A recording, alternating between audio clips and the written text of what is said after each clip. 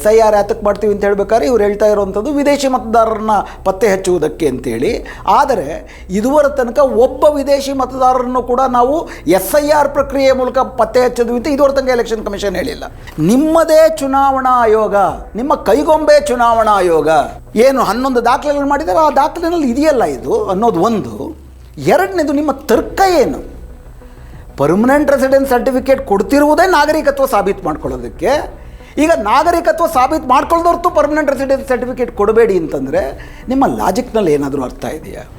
ಮತುವಾ ಜನಾಂಗಕ್ಕೆ ಸೇರಿದಂಥ BJP MP ಚುನಾವಣೆಯಲ್ಲಿ ಹೋಗಿ ಪ್ರಚಾರ ಮಾಡ್ತಾ ಮೊನ್ನೆ SIR ವಿಷಯದಲ್ಲಿ ಯೋಚನೆ ಮಾಡಬೇಡಿ, ನಮ್ಮದೊಂದು 10 ಲಕ್ಷ ಮತುವಾಗಳು ಓಟ್ ಹೋದರೂ ಪರವಾಗಿಲ್ಲ, 30 ಲಕ್ಷ ಬಾಂಗ್ಲಾದೇಶದ ಮುಸ್ಲಿಮರು ನಾವು ಆಚೆಗೊಡಿಸ್ತೀವಿ, ಆದ್ದರಿಂದ ನೀವು ಇದ್ರ ಬಗ್ಗೆ ಖುಷಿಯಾಗಿರಬೇಕು. ಅಂದರೆ ನಂದು ಒಂದು ಕಣ್ಣು ಹೋದರೂ ಪರವಾಗಿಲ್ಲ, ಅವ್ರದ್ದು 2 ಕಣ್ಣು ಹೋಗಬೇಕು. ಇದು ಇವರ 10 ಲಕ್ಷ ಜನ ಮತುವಾಗಳು ಅವ್ರದ್ದೆಲ್ಲ ಕಾರಣ ಕಳ್ಕೊಂಡ್ರಲ್ಲ, ಅದಕ್ಕೇನು ಪರಿಹಾರ? ಮುಂದೆ ನಡೆಯುವ ಚುನಾವಣೆಗಳಲ್ಲಿ ವಿರೋಧ ಪಕ್ಷಗಳಿಗೆ ಸೋಲೊಪ್ಪಿಕೊಳ್ಳುವ ಆಯ್ಕೆಯನ್ನು ಬಿಟ್ಟರೆ ಗೆಲ್ಲುವ ಆಯ್ಕೆ ಇರುವುದಿಲ್ಲ. ಯಾಕಂದರೆ ಮ್ಯಾಚು, ಅಂಪೈರು ಎಲ್ಲವೂ ಕೂಡ ಅವ್ರು ಫಿಕ್ಸ್ ಮಾಡ್ಕೊಂಡಿದ್ದಾರೆ. ನಮಸ್ಕಾರ ವೀಕ್ಷಕರೇ, ಸಮಕಾಲೀನದ 579ನೇ ಕಂತಿಗೆ ನಿಮಗೆ ಸ್ವಾಗತ. ಸ್ಪೆಷಲ್ ಇಂಟೆನ್ಸಿವ್ ರಿವಿಷನ್ನ ಪ್ರಕ್ರಿಯೆ ಕರ್ನಾಟಕದಲ್ಲಿ ಶುರುವಾದ ಮೇಲೆ ಜೂನ್ 29ರಿಂದ ಒಂದು ದೊಡ್ಡ ಕೋಲಾಹಲವನ್ನೇ ಸೃಷ್ಟಿಸಿದೆ. ಪ್ರತಿಯೊಬ್ಬರಿಗೂ ಕೂಡ ಹಲವಾರು ಆತಂಕಗಳನ್ನು, ಹೇಗಿದ್ರಿಂದ ಬಚಾವಾಗೋದು ಅನ್ನುವಂಥ ಗೊಂದಲಗಳನ್ನು ಸುಮಾರು ಸೃಷ್ಟಿ ಮಾಡಿದೆ. ಇದರಲ್ಲಿ ಒಂದಷ್ಟು ಗೊಂದಲಗಳು election first of all SIR ಅನಗತ್ಯವಾದದ್ದು, ಅದನ್ನು ಮಾಡ್ತಿರೋದೇ ಪಕ್ಕಾ ದುರುದ್ದೇಶದ ಕಾರಣಕ್ಕಾಗಿ. BJPಗೆ ವೋಟ್ ಹಾಕಿದವ್ರನ್ನ ಎಲೆಕ್ಷನ್ ಇದರಿಂದಲೇ ಕಿತ್ತಾಕಬೇಕು, ನಾಗರಿಕತ್ವವನ್ನೇ ಕಿತ್ತಾಕಬೇಕು ಅಂತ. SIRನ ಉದ್ದೇಶದ ಬಗ್ಗೆ ನಾವೀಗಾಗಲೇ ಸಾಕಷ್ಟು ಮಾತಾಡಿದ್ದೀವಿ. SIR ಪ್ರಕ್ರಿಯೆ ಯಾರನ್ನು ಉಳಿಸ್ಕೊಳ್ಬೇಕು ಅಂತ ಬಯಸ್ತಿದ್ದಾರೆ ಇವರು, ಅವರಲ್ಲೂ ಕೂಡ ಸುಮಾರಷ್ಟು ಗೊಂದಲವನ್ನೇ ಉಂಟು ಮಾಡ್ತಿರೋದು ಪ್ರತಿ ರಾಜ್ಯದಲ್ಲೂ ಗೊತ್ತಾಗ್ತಿದೆ. ಕರ್ನಾಟಕದಲ್ಲಿ ಇನ್ನೂ ಕೂಡ ಆ ಫಾರಮ್ ಫಿಲಪ್ ಮಾಡೋದ್ರಲ್ಲಿರ್ಬೋದು, ಆ ಫಾರಮ್ನ ಬೇರೆ ಬೇರೆ ಏನು ಭರ್ತಿ ಮಾಡೋದಕ್ಕೆ ಕೇಳ್ತಾರೆ, ಅದಕ್ಕೆ ಸಂಬಂಧಪಟ್ಟಂಥ ಮಾಹಿತಿಗಳೇ ಇಲ್ಲದೆ ಇರೋದು ಒಂದು, ಎಲೆಕ್ಷನ್ ಕಮಿಷನ್ನೇ ಸೃಷ್ಟಿ ಮಾಡಿರುವ ಗೊಂದಲ. ಇನ್ನೊಂದು, ಆ ಎನ್ಯೂಮರೇಷನ್ ಫಾರಮ್ನಲ್ಲಿ ಇರುವ ಗೊಂದಲ, ತರಬೇತಿಗಳಲ್ಲಿರುವ ಕೊರತೆ, ಸಿದ್ಧತೆಯಲ್ಲಿರುವ ಕೊರತೆ, ಈ ಥರ ಸಾಕಷ್ಟು ಇದೆ. ಇದರ ಜೊತೆಗೆ ಈ ಎನ್ಯೂಮರೇಷನ್ ಫಾರಮ್ ಫಿಲಪ್ ಮಾಡೋದೇ ಒಂದು ದೊಡ್ಡ ಅಗ್ನಿ ಪರೀಕ್ಷೆ. ಅದು ಮಾಡಿದ ನಂತರ ಇನ್ನೊಂದು ದೊಡ್ಡ ಅಗ್ನಿ ಪರೀಕ್ಷೆ ಯಾವಾಗ ಬರುತ್ತೆ ಅಂದರೆ ಆಗಸ್ಟ್ 5ನೇ ತಾರೀಕು ಮೊದಲ ಕರಡು ಪಟ್ಟಿಯನ್ನು ಅನೌನ್ಸ್ ಮಾಡಾದ ಮೇಲೆ ಯಾರ್ಯಾರು ಆಬ್ಸೆಂಟ್ ಆಗಿದ್ದಾರೆ, ಮನೆ ಶಿಫ್ಟ್ ಆಗಿದ್ದಾರೆ, ಯಾರು ಸತ್ತವ್ರ ಹೆಸರಿದೆ, ಡೂಪ್ಲಿಕೇಟ್ ಹೆಸರಿದೆ, ಅವ್ರ ಹೆಸರೆಲ್ಲ ಕಿತ್ತಾಕ್ತಾರೆ. ಅದಾದ ನಂತರದಲ್ಲಿ ಯಾರು ಎನ್ಯೂಮರೇಷನ್ ಫಾರಮ್ ಕೊಟ್ಟಿರ್ತಾರೆ ಅವರು ಕೊಟ್ಟಿರುವ ವಿವರಗಳಲ್ಲೂ ಕೂಡ 10-12 ಬಗೆಯ ಲಾಜಿಕಲ್ ಡಿಸ್ಕ್ರಿಪಿಯನ್ಸಿ ಇದ್ದರೆ ಅವ್ರಿಗೂ ಕೂಡ ನೋಟಿಸ್ ಕೊಡ್ತಾರೆ. ಮತ್ತು ಹೊಸದಾಗಿ ಸರ್ಕಾರಕ್ಕೆ ನಾವು ಭಾರತದ ನಾಗರಿಕರೇ ಅಂತ ಮನವರಿಕೆಯಾಗುವಂತಹ 11 ದಾಖಲೆಗಳನ್ನು ಏನವರು ಪಟ್ಟಿ ಮಾಡಿದ್ದಾರೆ, ಅದರಲ್ಲಿ ಒಂದು ದಾಖಲೆಯನ್ನಾದರೂ ನಾವು ಕೊಟ್ಟು ನಮ್ಮ ನಾಗರಿಕತ್ವವನ್ನು ಸಾಬೀತು ಮಾಡ್ಕೊಳ್ಬೇಕಾಗತ್ತೆ. ಆ ನಾಗರಿಕತ್ವವನ್ನು ಸಾಬೀತು ಮಾಡ್ಕೊಳ್ಳೋ ಡಾಕ್ಯುಮೆಂಟ್ನ ಕೊಟ್ಟರೂ ಕೂಡ ಪಶ್ಚಿಮ ಬಂಗಾಳದ ಉದಾಹರಣೆಯನ್ನು ನೋಡಿದ್ರೆ, ನೀವು ಎನ್ಯೂಮರೇಷನ್ ಸರಿಯಾಗಿ ಫಿಲಪ್ ಮಾಡಿದ್ರು, ಡಾಕ್ಯುಮೆಂಟ್ ಕೊಟ್ಟಿದ್ದರು, ಮುಸ್ಲಿಮರಾಗಿದ್ದರೆ, ದಲಿತರಾಗಿದ್ದರೆ, ಮೈಗ್ರೆಂಟ್ ವರ್ಕರ್ಸ್ರಾಗಿದ್ದರೆ, ಆದಿವಾಸಿಗಳಾಗಿದ್ದರೆ ಇಲ್ಲದ ಪೀಡೆಯನ್ನು ಕೊಟ್ಟು ಹೊರಗಾಕುವ ಪ್ರಯತ್ನವನ್ನೇ ಮಾಡ್ತಿದ್ದಾರೆ. ಈಗಾಗಲೇ SIR ಪ್ರಕ್ರಿಯೆ ಮುಗಿದು, ಪಶ್ಚಿಮ ಬಂಗಾಳದಲ್ಲಿ ಚುನಾವಣೆ ಮುಗಿದು 22 ಲಕ್ಷ ಜನ ಇವತ್ತು ಕೂಡ ಅಡ್ಜುಡಿಕೇಷನ್ ಅಂದರೆ ಟ್ರಿಬ್ಯುನಲ್ಗಳಲ್ಲಿ ತಮ್ಮ ನಾಗರಿಕತ್ವವನ್ನು ಸಾಬೀತು ಮಾಡೋದಕ್ಕೆ ಎಣಗಾಡ್ತಿದ್ದಾರೆ. ಟ್ರಿಬ್ಯುನಲಲ್ಲಿ ಕೆಲಸ ಮಾಡ್ತಿರುವಂಥ ಜುಡಿಷಿಯಲ್ ಆಫೀಸರ್ಸ್ ಹೇಳೋದೇನಪ್ಪ ಅಂದರೆ ಈ ಪ್ರಕ್ರಿಯೆ ಮುಗಿಯೋಕ್ಕೆ 20-25 ವರ್ಷ ಬೇಕಾಗುತ್ತೆ ಅಂಥೇಳಿ. ಈ ಹಿನ್ನೆಲೆಯಲ್ಲಿ ಕರ್ನಾಟಕದಲ್ಲಿ ಇನ್ನು ಮೊದಲನೇ ಹಂತದ ಅಗ್ನಿ ಪರೀಕ್ಷೆಯಲ್ಲಿ ಕರ್ನಾಟಕದ ನಾಗರಿಕರು ಹಾದೋಗ್ತಾ ಇದ್ದಾರೆ. 2ನೇ ಹಂತದ ಅಗ್ನಿ ಪರೀಕ್ಷೆ ಸರ್ಕಾರ ಬಯಸುವ ದಾಖಲೆಗಳನ್ನು ನಾವು ಕೊಡಬೇಕು. ಆ ದಾಖಲೆಗಳಲ್ಲಿ 11 ದಾಖಲೆಗಳ ಪಟ್ಟಿಯನ್ನು ಈಗಾಗಲೇ ಚುನಾವಣಾ ಆಯೋಗವೇ ಅನೌನ್ಸ್ ಮಾಡಿದೆ. ಇದರೆಲ್ಲ 11 ದಾಖಲೆಗಳಲ್ಲಿ ಕೆಲವು ದಾಖಲೆಗಳನ್ನು ಕರ್ನಾಟಕ ಸರ್ಕಾರದ ಸುಫರ್ದಿಗೆ ಬರ್ತದೆ. ಅದರಲ್ಲಿ ಒಂದು ಶಾಶ್ವತ ಕಾಯಂ ನಿವಾಸದ ದಾಖಲೆ, 2ನೇದು ಜಾತಿ ಪ್ರಮಾಣ ಪತ್ರ, 3ನೇದು ಕುಟುಂಬ ವಂಶಾವಳಿ ಪತ್ರ, ಸ್ಥಳೀಯ ಸಂಸ್ಥೆಗಳು ಅಥವಾ ಸರ್ಕಾರ ಕೊಡುವಂಥದ್ದು. ಇವುಗಳಿಗೆ ಸಂಬಂಧಪಟ್ಟಂತೆ DKಶಿ ಅವರು ಮುಖ್ಯಮಂತ್ರಿ ಆದ ಮೇಲೆ ಕರ್ನಾಟಕ ಸರ್ಕಾರ ಈ ರಾಜ್ಯದಲ್ಲಿ ಪರ್ಮನೆಂಟ್ ರೆಸಿಡೆನ್ಸ್ ಸರ್ಟಿಫಿಕೇಟ್ PRC, ಶಾಶ್ವತ ನಿವಾಸ ಪ್ರಮಾಣ ಪತ್ರ, ಇದು ಚುನಾವಣಾ ಆಯೋಗ ನಿಗದಿಪಡಿಸಿರುವ 11 ದಾಖಲೆಗಳಲ್ಲಿ ಒಂದು. ಅದನ್ನು ಕೊಡುವುದಕ್ಕೆ ಸಕ್ಷಮ ಪ್ರಾಧಿಕಾರವನ್ನು ನಿಗದಿ ಮಾಡಿ ಮತ್ತು ಅದನ್ನು ಕೊಡುವಂತಹ ನಿಯಮಗಳನ್ನು ಸರಳೀಕರಿಸಿ ಒಂದು ಆದೇಶವನ್ನು ಹೊರಡಿಸಿದೆ. ಆ ಆದೇಶವನ್ನು ಹೊರಡಿಸೋದಕ್ಕೆ ಇಷ್ಟು ದಿನಗಳೇ ಯಾಕೆ ಬೇಕಾಗಿ ಬಂತು? ಮತ್ತು ಇದರಲ್ಲಿ ನಿಜಕ್ಕೂ ಇರುವುದು DKಶಿ ಮತ್ತು ಕಾಂಗ್ರೆಸ್ ಸರ್ಕಾರದ ಜನಕಾಳಜಿ ಮತ್ತು ಜನಪ್ರೀತಿಯ, ಇವೆಲ್ಲ ನಂತರ ಚರ್ಚೆ ಮಾಡೋಣ. ಆದರೆ ಇದು ರಾಜ್ಯ ಸರ್ಕಾರ ಕೊಡಬಹುದಾದಂಥ ದಾಖಲೆ. ಇದರಿಂದ ಈ ದೇಶದಲ್ಲಿ ಮತ್ತು ಕರ್ನಾಟಕ ರಾಜ್ಯದಲ್ಲಿ ಎಲಿಜಿಬಲ್ ವೋಟರ್ಸ್, ಅರ್ಹ ಮತದಾರರು ಡಾಕ್ಯುಮೆಂಟ್ಗಳು, ಸರ್ಕಾರ ಈಗಾಗಲೇ ಇಲ್ಲಿ ವಾಸ ಮಾಡ್ತಿರೋರಿಗೆ ವೋಟ್ ಹಾಕ್ತಿರೋರು ಡಾಕ್ಯುಮೆಂಟ್ ಕೊಡಬೇಕಾಗಿತ್ತು. ಇನ್ಫ್ಯಾಕ್ಟ್ 77 ವರ್ಷ ಈ ದೇಶಕ್ಕೆ ಸ್ವಾತಂತ್ರ್ಯ ಬಂದಾಗಿದೆ. ಸುಮಾರು ಒಂದು 16 ಲೋಕಸಭಾ ಚುನಾವಣೆಗಳು, 17 ಶಾಸನಸಭಾ ಚುನಾವಣೆಗಳೆಲ್ಲ ಆಗಿದ್ದಾವೆ. ಇವರೇ ವೋಟ್ ಹಾಕಿ ಗೆಲ್ಲಿಸಿರೋದು ಪಕ್ಷಗಳನ್ನು. ಇದ್ದಕ್ಕಿದ್ದಾಗೆ ಇವರನ್ನೇ ಅನರ್ಹ ಮತದಾರರಲ್ಲ ಅಂತಂದರೆ ಸಾಬೀತು ಮಾಡ್ಕೊಳ್ಳಿ ಅಂತ ಡಾಕ್ಯುಮೆಂಟ್ ಕೇಳ್ತಿದ್ದಾರೆ. ಡಾಕ್ಯುಮೆಂಟ್ಗಳಿಲ್ಲ ಅಂತಂದರೆ ಅತಿ ಹೆಚ್ಚು ಜನ ಅರ್ಹ ಮತದಾರರು ತಮ್ಮ ಮತದಾರತ್ವವನ್ನು ಕಳ್ಕೊಳ್ತಾರೆ ಹೊರತು ಅನರ್ಹ ಮತದಾರರು ಕಳೆದುಕೊಳ್ಳುವುದು ಭಾಳ ಕಡಿಮೆ. ಉದಾಹರಣೆಗೆ SIR ಯಾತಕ್ಕೆ ಮಾಡ್ತೀವಿ ಅಂತ ಹೇಳ್ಬೇಕಾದ್ರೆ ಇವ್ರು ಹೇಳ್ತಾ ಇರುವಂಥದ್ದು ವಿದೇಶಿ ಮತದಾರರನ್ನ ಪತ್ತೆ ಹಚ್ಚುವುದಕ್ಕೆ ಅಂತೇಳಿ. ಆದರೆ ಇದುವರ ತನಕ ಒಬ್ಬ ವಿದೇಶಿ ಮತದಾರರನ್ನು ಕೂಡ ನಾವು SIR ಪ್ರಕ್ರಿಯೆ ಮೂಲಕ ಪತ್ತೆ ಹಚ್ಚೋದು ಅಂತ ಇದುವರ ತನಕ ಎಲೆಕ್ಷನ್ ಕಮಿಷನ್ ಹೇಳಿಲ್ಲ. ಹೀಗಾಗಿ ಈಗಾಗಲೇ 13 ರಾಜ್ಯಗಳಲ್ಲಿ ಸುಮಾರು 6.5 ಕೋಟಿ ಜನ ತಮ್ಮ ಮತದಾರರ ಹಕ್ಕಿಯನ್ನು ಕಳ್ಕೊಂಡು ಮತಪಟ್ಟಿಯಿಂದ ಹೊರಗೆ ಬಿದ್ದಿದ್ದಾರೆ. ಅವರೆಲ್ಲ ಅರ್ಹ ಭಾರತೀಯ ಮತದಾರರೇ. ಸರ್ಕಾರ ಬೇಡುವಂಥ ಡಿಮ್ಯಾಂಡ್ ಮಾಡುವ ಡಾಕ್ಯುಮೆಂಟ್ ಕೊಡೋಕ್ಕಾಗದೇ ಇರುವಂತಹ ಹಿಂದೂ ಮುಸ್ಲಿಮರು, ಹಿಂದೂಗಳೇ ಜಾಸ್ತಿ. ಎಲ್ಲರೂ ಭಾರತೀಯರೇ, ಮೂಲ ನಿವಾಸಿಗಳೇ, ಅರ್ಹ ಮತದಾರರೇ. ಧರ್ಮಾಧಾರಿತವಾಗಿ BJP ಕಣ್ಣಲ್ಲಿ ನೋಡೋದಾದರೂ ಕೂಡ ಅದರಲ್ಲಿ ಹಬ್ಬಬ್ಬ ಅಂದರೆ 1ರಿಂದ 1.5 ಕೋಟಿ ಮುಸ್ಲಿಮ್ರು ಇರ್ಬೋದು. ಇನ್ನು 5 ಕೋಟಿ ಜನ ದಲಿತರು, ಆದಿವಾಸಿಗಳು, ವಲಸೆ ಕಾರ್ಮಿಕರು, OBCಗಳು. ಅವರುಗಳಿಗೆ ಈ ಡಾಕ್ಯುಮೆಂಟ್ಗಳನ್ನು ನೀವು ಸರಳೀಕರಿಸಿ ಕೊಡುವುದಾದರೆ, ಏನನ್ನು ನೀವು ಪುರಾವೆಯನ್ನು ಸಾಬೀತು ಮಾಡ್ಕೋಬೇಕು ಅದನ್ನು ಮಾಡ್ಕೊಂಡು, ಇಲ್ಲದಿರುವಂತಹ ಏನು ಸುಮಾರಷ್ಟು ಅವರನ್ನು ಅನರ್ಹಗೊಳಿಸುವುದಕ್ಕೆ ರೂಪಿಸಲಾಗಿರುವಂತಹ, ಅವ್ರಿಗೆ ಸೌಲಭ್ಯಗಳನ್ನು ಕೊಡಲಾಗದಂತೆ ಮಾಡುವುದಕ್ಕಾಗಿಯೇ ರೂಪಿಸಿಕೊಂಡಿರುವಂತಹ ನಿಯಮಾವಳಿಗಳನ್ನು ಸರಳೀಕರಿಸಿದ್ರೆ ಅದು ಪ್ರಜಾತಾಂತ್ರಿಕ, ಜನಸ್ನೇಹಿ, ಆ ಥರದ್ದನ್ನು ಸರ್ಕಾರಗಳು ಮಾಡಬೇಕು. ಮೊದಲೇ ಮಾಡಬೇಕಾಗಿತ್ತು, ಈಗಲಾದರೂ ಮಾಡಬೇಕು.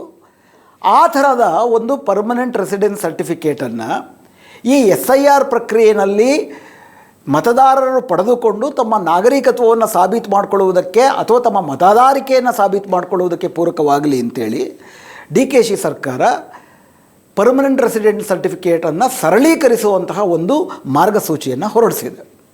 ಈ ಮಾರ್ಗಸೂಚಿಯನ್ನು ಹೊರಡಿಸಿದ ತಕ್ಷಣ ಇದರ ಫಲಾನುಭವಿಗಳು ಯಾರಾಗ್ತಾರೆ? ಹೋದ ಸತಿ ಚುನಾವಣೆ ಕರ್ನಾಟಕ ರಾಜ್ಯದಲ್ಲಿ ನಡೆದಿರೋ ಚುನಾವಣೆಗಳನ್ನು ನೋಡಿದ್ರೆ 1,72,00,000 ವೋಟುಗಳು ಬಿದ್ದಿರುವುದು ಕಾಂಗ್ರೆಸ್ಗೆ, 1,40,00,000 ವೋಟ್ ಬಿದ್ದಿರುವುದು BJPಗೆ. ಈ 1,40,00,000 ವೋಟ್ ಹಾಕಿರೋದು ಬ್ರಾಹ್ಮಣರು, ದೊಡ್ಡ ಮೇಲ್ಜಾತಿನವರು ಏನಲ್ವಲ್ಲ. ಅದರಲ್ಲಿ ಆದಿವಾಸಿಗಳಿದ್ದಾರೆ, ದಲಿತರಿದ್ದಾರೆ, OBCಗಳಿದ್ದಾರೆ. ಇದೇ ದೇಶದಲ್ಲಿ ವೋಟ್ ಹಾಕ್ತಿದ್ರು ಕೂಡ ಏನು ಈ ಚುನಾವಣಾ ಆಯೋಗ ನಿಗದಿ ಮಾಡಿದೆ 11 ದಾಖಲೆಗಳಲ್ಲಿ ಒಂದನ್ನು ಕೂಡ ಕೊಡಲಕ್ಕಾಗದೇ ಇರುವಂಥವ್ರು ಲಕ್ಷಾಂತರ ಜನ ಇದ್ದಾರೆ. ಈ 1,47,00,000 BJP ಮತದಾರರಲ್ಲಿ. ಈ BJP ನಿಜಕ್ಕೂ ಕೂಡ ಅವರೇ ಹೇಳುವ ರೀತಿ ಬರೀ ಹಿಂದುತ್ವದ ಪ್ರತಿಪಾದಕರಾಗಿ ಹಿಂದೂ ರಕ್ಷಕರೇ ಆಗಿದ್ದರೂ ಕೂಡ ಈ 11 ದಾಖಲೆಗಳನ್ನು ಸರಳೀಕರಿಸಿ ಕೊಡುವುದನ್ನು ಅನುವು ಮಾಡಿಕೊಟ್ರೆ ಅದರಿಂದ ಅತಿ ಹೆಚ್ಚು ಅನುಕೂಲ ಆಗೋದು ಯಾರಿಗೆ? ಹಿಂದೂಗಳಿಗೆ ಅಲ್ವಾ? ಆದರೂ ಕೂಡ ನಂದು 2 ಕಣ್ಣು ಹೋದರೂ ಪರವಾಗಿಲ್ಲ, ನಿಂದು 1 ಕಣ್ಣಾದರೂ ತೆಗಿಬೇಕು. ಈ ಒಂದು ಪೈಪೋಟಿಗೆ ಬಿದ್ದಿರುವ BJP DKC ಸರ್ಕಾರ ಏನು ಸರಳೀಕರಿಸಿ ಪರ್ಮನೆಂಟ್ ರೆಸಿಡೆನ್ಸ್ ಸರ್ಟಿಫಿಕೇಟದ್ದು ಒಂದು ಮಾರ್ಗಸೂಚಿಯನ್ನು ಕೊಟ್ಟಿದೆ, ಅದರ ಬಗ್ಗೆ ಅನಗತ್ಯವಾದಂಥ ನಕಲಿ ದೇಶಭಕ್ತಿಯನ್ನು ಆಧರಿಸಿದ ಒಂದು ದೊಡ್ಡ ವಿವಾದವನ್ನು ಹುಟ್ಟಾಕಿದೆ. ತಾವೆಲ್ಲರೂ ಪೇಪರ್ನಲ್ಲಿ ನೋಡಿರ್ಬೋದು, BJPಯ ಮಂತ್ರಿ ಶೋಭಾ ಕರಂದ್ಲಾಜೆ ಅವರು 3 ದಿನಗಳ ಕೆಳಗಡೆ ಕೇಂದ್ರದ ಗೃಹ ಮಂತ್ರಿ ಅಮಿತ್ ಶಾ ಅವರಿಗೆ DKC ಸರ್ಕಾರ ಹೊರಡಿಸಿರುವಂತಹ ಶಾಶ್ವತ ನಿವಾಸಿ ಪ್ರಮಾಣ ಪತ್ರದ ಮಾರ್ಗಸೂಚಿಗಳ ಬಗ್ಗೆ ಒಂದು ಸುದೀರ್ಘವಾದಂಥ ಆಕ್ಷೇಪಣೆಯನ್ನು ಪತ್ರವನ್ನು ಬರೆದಿದ್ದಾರೆ. ಹಾಗೂ ಅದನ್ನು ಹೇಗಾದರೂ ಮಾಡಿ ನಿಯಂತ್ರಿಸಬೇಕು ಅಂತ ಮನವಿ ಮಾಡಿದ್ದಾರೆ. ಅವರು ಬರೆದಿರುವ ಪತ್ರ ಜುಲೈ 8ನೇ ತಾರೀಕು. ಅದು ತಮ್ಮ ಪರದೆಯ ಮೇಲೆ ಬರುತ್ತೆ, ತಾವು ನೋಡ್ಬೋದು. ಅದರಲ್ಲಿ ಅವ್ರು ಏನು ಹೇಳ್ತಿದ್ದಾರೆ? The constitution of India envisages one citizenship for all citizens across the country. The introduction of a permanent residence certificate by the government of Karnataka is contrary to this constitutional framework, as it seeks to create a separate category of permanent residents without any constitutional or statutory authority. ಭಾರತದ ಸಂವಿಧಾನವು ಈ ದೇಶದಲ್ಲಿ ಎಲ್ಲರಿಗೂ ಕೂಡ ಒಂದೇ ಬಗೆಯ ಮತ್ತು ಒಂದೇ ನಾಗರಿಕತ್ವವನ್ನು ಕೊಡುತ್ತೆ ಅಂತ ಭರವಸೆ ನೀಡಿದೆ. ಆದರೆ ಕರ್ನಾಟಕ ಸರ್ಕಾರ ನೀಡಿರುವ ಈ ಶಾಶ್ವತ ಅಥವಾ ಕಾಯಂ ನಿವಾಸಿ ಪ್ರಮಾಣ ಪತ್ರವು ಭಾರತದ ಒಳಗಡೆ ಕರ್ನಾಟಕದಲ್ಲಿ ಒಂದು ಹೊಸ ಬಗೆಯ ಹೊಸ ವರ್ಗವನ್ನು ಸೃಷ್ಟಿ ಮಾಡಿದೆ. ಯಾವುದು? ಕಾಯಂ ನಿವಾಸಿಗಳು ಅನ್ನುವ ಹೊಸ ವರ್ಗವನ್ನು ಸೃಷ್ಟಿ ಮಾಡಿದೆ. ಅದು ಸಂವಿಧಾನಕ್ಕೆ ಮತ್ತು ಕಾನೂನಿಗೆ ಬಾಹಿರವಾಗಿದೆ. Such a classification is arbitrary, lacks a rational nexus with any legitimate constitutional objective and is violative of article 14 of the constitution. ಇದಕ್ಕೆ ಯಾವುದೇ ತರ್ಕವೂ ಇಲ್ಲ, ಸಂವಿಧಾನದ ಆಶಯಗಳಿಗೂ ವಿರುದ್ಧವಾಗಿದೆ ಮತ್ತು ಆರ್ಟಿಕಲ್ 14 ಅಂದರೆ ಸಂವಿಧಾನದ ಮುಂದೆ ಎಲ್ಲರೂ ಸಮಾನರು ಅನ್ನುವ ಸಂವಿಧಾನದ ಆಶಯಕ್ಕೂ ವಿರುದ್ಧವಾಗಿದೆ. By creating a separate class of individual designated as permanent residents, the state government is effectively conferring a distinct legal recognition that has no sanction under constitution. ಅಂದರೆ ಶಾಶ್ವತ ನಿವಾಸಿ ಎನ್ನುವ ಒಂದು ಹೊಸ ಪ್ರಭೇದವನ್ನು ಸೃಷ್ಟಿ ಮಾಡಿ ಇವರು ಸಂವಿಧಾನಕ್ಕೆ ವಿರುದ್ಧವಾದಂಥ, ಸಂವಿಧಾನದ ಯಾವುದೇ ಬಗೆಯಾದಂಥ ಮಾನ್ಯತೆ ಇಲ್ಲದಂಥ ವರ್ಗವನ್ನು, ಪ್ರಭೇದವನ್ನು ಸೃಷ್ಟಿ ಮಾಡುತ್ತಿದ್ದಾರೆ ಅಂತ ಮಿನಿಮಮ್ ಲೀಗಲ್ ಮತ್ತು ಕಾನ್ಸ್ಟಿಟ್ಯೂಷನಲ್ ಸೆನ್ಸ್ ಇಲ್ದಿರ ಶೋಭಾ ಕರಂದ್ಲಾಜೆ ಅವರು ಬರೆದಿದ್ದಾರೆ. ಅವ್ರಿಗೆ ಯಾರು ಆ ರೀತಿ ಸಲಹೆದಾರರು, ಮಾರ್ಗದರ್ಶಕರಿದ್ದಾರೋ ಗೊತ್ತಿಲ್ಲ. ಮೊದಲನೇದಾಗಿ ಈ ಪರ್ಮನೆಂಟ್ ರೆಸಿಡೆನ್ಸ್ ಅನ್ನುವಂಥದ್ದು ಭಾರತ ಸರ್ಕಾರದ ಸೃಷ್ಟಿಸಿರುವಂತಹ ಪ್ರಭೇದವ ಅಥವಾ ಅದು ಒಂದು ಹೊಸ ಪ್ರಭೇದವ? ಅಂದರೆ ಈಗ ನಾನು ಈ ರಾಜ್ಯದಲ್ಲಿ ವಾಸ ಮಾಡುತ್ತೇನೆ, ನಾನು ಇಂತಹ ಜಾತಿಗೆ ಸೇರಿದವನು, ನಾನು ಈ ಊರಿನಲ್ಲಿ ವಾಸ ಮಾಡುತ್ತೇನೆ ಅಂಥೇಳಿ ನಾವು ಬೇರೆ ಬೇರೆ ಕಾರಣಕ್ಕೆ, ಆಡಳಿತಾತ್ಮಕ ಕಾರಣಗಳಿಗೆ, ಸರ್ಕಾರದ ಸೌಲಭ್ಯಗಳನ್ನು ಪಡ್ಕೊಳ್ಳೋ ಕಾರಣಕ್ಕಾಗಿ ನಾನು ಭಾರತೀಯ ನಾಗರಿಕನಾಗಿದ್ದರೂ ಕೂಡ ನಿರ್ದಿಷ್ಟ ವರ್ಗ, ಸಮುದಾಯ, ನಗರ, ಪ್ರದೇಶ, ಲಿಂಗಗಳಿಗೆ ಸೇರಿದವರು ಅಂತ ಸರ್ಟಿಫಿಕೇಟ್ ತಗೋತೀವಿ. ಅದು ವಿಶೇಷ ಪ್ರಭೇದವನ್ನು ಸೃಷ್ಟಿ ಮಾಡುವುದಿಲ್ಲ. ಭಾರತದ ನಾಗರಿಕರ ಒಳಗಿರುವ ಜನರಲ್ಲಿ ಒಂದು ವಿಶಿಷ್ಟ ಬಗೆಯ ಐಡೆಂಟಿಟಿಗೆ ಸೇರಿದವರಿಗೆ ವಿಶೇಷ ಸೌಲಭ್ಯ ಕೊಡುವುದಕ್ಕಾಗಿ ಈ ರೀತಿಯಾದಂಥ ಗುರುತನ್ನು ಮಾಡ್ತಾರೆ. ಪರ್ಮನೆಂಟ್ ರೆಸಿಡೆನ್ಸ್ ಸರ್ಟಿಫಿಕೇಟ್ ಯಾಕೆ ಬೇಕಾಗುತ್ತೆ? ಉದಾಹರಣೆಗೆ ಕರ್ನಾಟಕದವರಿಗಾಗಿ ಕರ್ನಾಟಕದ ಸಂಪನ್ಮೂಲಗಳು ಮೊದಲು ಆದ್ಯತೆ ಮೇರೆಗೆ ಲಭ್ಯವಾಗಬೇಕು, ಅದಾದ ಮೇಲೆ ಬೇರೆಯವರಿಗೆ ಲಭ್ಯವಾಗಬೇಕು. ಹೀಗಾಗಿ ಕರ್ನಾಟಕದಲ್ಲೇ ವಾಸ ಮಾಡ್ತಿರೋರು ಅಂತಂದ್ಬಿಟ್ಟು ನೀವೊಂದು ಸರ್ಟಿಫಿಕೇಟ್ ತೊಗೊಂಡ್ರೆ ಅದು ಭಾರತದ ನಾಗರಿಕತ್ವಕ್ಕೆ ವಿರುದ್ಧವಲ್ಲ. ಕರ್ನಾಟಕದವರೇ ಆಗಿರುವಾಗಾಗಿ ಏನು ಕರ್ನಾಟಕ ಸರ್ಕಾರ ಕೆಲವು ವಿಶೇಷ ಆದ್ಯತೆ ಸೌಲಭ್ಯಗಳನ್ನು ಮಾಡಿರ್ತದೆ, ಅದಕ್ಕಾಗಿ ಅದನ್ನು ನಾವು ಸರ್ಟಿಫಿಕೇಟ್ ತಗೋತೀವಿ. ಅದನ್ನು ಡೊಮಸೈಲ್ ಸರ್ಟಿಫಿಕೇಟ್ ಅಂತ ಹೇಳ್ತಾರೆ. ಕರ್ನಾಟಕದಲ್ಲಿ ನಾನು ಒಂದು 10 ವರ್ಷದಿಂದ ವಾಸ ಮಾಡ್ತಿದ್ದೀನಿ, ಅಥವಾ ಕರ್ನಾಟಕದಲ್ಲೇ ನಿರಂತರವಾಗಿ ನಾನೊಂದು 10 ವರ್ಷ ಶಿಕ್ಷಣವನ್ನು ಪಡೆದಿದ್ದೀನಿ, ಕರ್ನಾಟಕದಲ್ಲಿ ಕಳೆದ 10 ವರ್ಷದಿಂದ ನನಗೆ ಆಸ್ತಿ ಪಾಸ್ತಿ ವ್ಯವಹಾರಗಳಿದ್ದಾವೆ, ನಾನು ಬೇರೆ ರಾಜ್ಯದವನಾಗಿದ್ದರೂ ಕೂಡ ಕರ್ನಾಟಕದವ್ರನ್ನ ಮದುವೆಯಾಗಿ ಇಲ್ಲೇ ವಾಸ ಮಾಡ್ತಿದ್ದೀನಿ. ಈ ರೀತಿ ಹಲವು ಬಗೆಯಾದಂಥ ಮಾಹಿತಿಗಳನ್ನು ಕೊಟ್ಟು ನಾನು ಕರ್ನಾಟಕದಲ್ಲಿ ಆ ಮೂಲಕ ಭಾರತದ ನಿವಾಸಿ, ಮೊನ್ನೆ ಬಂದಿರೋದಲ್ಲ, ಈ ರೀತಿಯಾದಂಥ ಒಂದು ಭಾರತದ ನಾಗರಿಕತ್ವದ ಒಳಗಡೆ ಇರುವ ಒಂದು ಐಡೆಂಟಿಟಿಯನ್ನು ಕೊಡುತ್ತೆ. ಇವರು ಅದನ್ನು ನಾಗರಿಕರು ಅನ್ನುವ ಒಂದು ಪ್ರಭೇದ, ಶಾಶ್ವತ ನಿವಾಸಿಗಳು ಅನ್ನುವ ಇನ್ನೊಂದು ಪ್ರಭೇದ. ಅಂದರೆ ನಾಗರಿಕತ್ವದ ಪ್ರಭೇದಕ್ಕೆ ಪ್ರತ್ಯೇಕವಾಗಿ, ಪರ್ಯಾಯವಾಗಿ, ಪ್ರತಿಯಾಗಿ ಇದೊಂದೇನೋ ಒಂದು ಪರ್ಮನೆಂಟ್ ನಿವಾಸಿಗಳು ಅನ್ನೋ ಪ್ರಭೇದ ಸೃಷ್ಟಿ ಮಾಡ್ತಿದ್ದಾರೆ ಅಂತ ಹಸಿ ಸುಳ್ಳಿನ ಯಾವುದೇ ಬಗೆಯ ತರ್ಕವಿಲ್ಲದಂತಹ ಒಂದು ವಾದವನ್ನು ಮುಂದಿಟ್ಟಿದ್ದಾರೆ. ಇದೆಲ್ಲ ಒಂದು ಕಡೆ ಇರಲಿ. ಎರಡನೇದು, ಈ ಪರ್ಮನೆಂಟ್ ರೆಸಿಡೆನ್ಸ್ ಸರ್ಟಿಫಿಕೇಟ್ ಅನ್ನುವಂಥದ್ದನ್ನು ಸಂಶೋಧನೆ ಮಾಡಿದ್ದು ಕರ್ನಾಟಕ ಸರ್ಕಾರವ, ಹಾಗೂ ಈಗ ಅದನ್ನು ಹಂಚಿಕೋದಕ್ಕೆ ಏನು ಪ್ರಯತ್ನ ಮಾಡಲಾಗ್ತಿದೆ ಅದು SIRನ ಮಾರ್ಗಸೂಚಿಗೆ, ಚುನಾವಣಾ ಆಯೋಗದ ಮಾರ್ಗಸೂಚಿಗೆ ವ್ಯತಿರಿಕ್ತವಾಗಿದೆಯಾ? ಸನ್ಮಾನ್ಯ ಶೋಭಾ ಕರಂದ್ಲಾಜೆಯವರೇ, ದಯವಿಟ್ಟು ಪರದೆ ಮೇಲೆ ನಿಮ್ಮದೇ ಚುನಾವಣಾ ಆಯೋಗಕ್ಕೆ ಒಳಪಟ್ಟು ಕರ್ನಾಟಕದ ಮುಖ್ಯ ಚುನಾವಣಾಧಿಕಾರಿಗಳು ಇದೇ 2025 ಅಕ್ಟೋಬರ್ನಲ್ಲಿ ಈ SIRಗೆ, ಕರ್ನಾಟಕದಲ್ಲಿ ನಡೆಯುವ SIRಗೆ ಸಂಬಂಧಪಟ್ಟಂತೆ ಕೆಲವು ಮಾರ್ಗಸೂಚಿಗಳನ್ನು ಒಂದು ಪುಸ್ತಕ ರೂಪದಲ್ಲಿ ಬಿಡುಗಡೆ ಮಾಡಿದ್ದಾರೆ. 63 ಪುಟದ ಪುಸ್ತಕ. ಅದರಲ್ಲಿ ಫಾರ್ಮ್ ಏನಿರುತ್ತೆ, BLO ಕರ್ತವ್ಯ ಏನು, ಭಾರತದ ನಾಗರಿಕರನ್ನು ಸಾಬೀತು ಮಾಡ್ಕೊಳ್ಳೋಕ್ಕೆ ಏನೇನು ಮಾಡಬೇಕು ಇತ್ಯಾದಿ ಸುಮಾರು ಪಟ್ಟಿಗಳಿವೆ. ಅದರಲ್ಲಿ ಪುಟ 21ರಲ್ಲಿ ತಮ್ಮ ಪರದೆಯ ಮೇಲೆ ಬರುತ್ತೆ, ತಾವು ನೋಡ್ಬೋದು.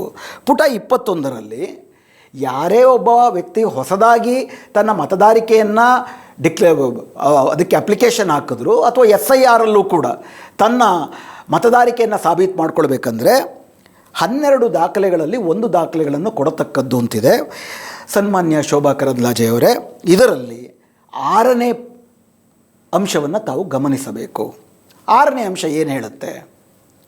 ತಮಗೆ ಕನ್ನಡ ಓದಕ್ಕೆ ಬರಲ್ಲ ಅಂದರೆ ನಾನೇ ಓದ್ತೀನಿ. ರಾಜ್ಯದ ಸಕ್ಷಮ ಪ್ರಾಧಿಕಾರವು ನೀಡಿರುವ ಕಾಯಂ ನಿವಾಸ ಪ್ರಮಾಣ ಪತ್ರ. ಇದನ್ನು ಯಾರು ಹೇಳಿರೋದು? ಕೇಂದ್ರ ಚುನಾವಣಾ ಆಯೋಗ. ಕೇಂದ್ರ ಚುನಾವಣಾ ಆಯೋಗ ಈ ಪಟ್ಟಿಯನ್ನು ಸುಪ್ರೀಂ ಕೋರ್ಟ್ಗೂ ಸಲ್ಲಿಸಿ ಸುಪ್ರೀಂ ಕೋರ್ಟ್ ಇದನ್ನು ಮಾನ್ಯ ಮಾಡಿ, ಭಾರತ ಸರ್ಕಾರ, ಅದರಲ್ಲೂ ನಿಮ್ಮ BJP ಸರ್ಕಾರ ಈಗಾಗಲೇ ನೀವೇನು ನಿಮ್ಮ ರಾಜ್ಯಗಳಲ್ಲಿ ನೀವು ಕೆಲಸ ಮಾಡ್ತಾ ಇದ್ದೀರಿ, ಸರ್ಕಾರ ನಡೆಸ್ತಿದ್ದೀರಿ, ಉತ್ತರ ಪ್ರದೇಶ ಇರ್ಬೋದು, ಗುಜರಾತ್ ಇರ್ಬೋದು, ಅಲ್ಲೆಲ್ಲ 2ನೇ ಸುತ್ತಿನಲ್ಲೇ ಆಗೋಯಿತು. ಅಲ್ಲೆಲ್ಲವೂ ಕೂಡ ಇದನ್ನು ಕಡ್ಡಾಯ ಮಾಡಿದರು.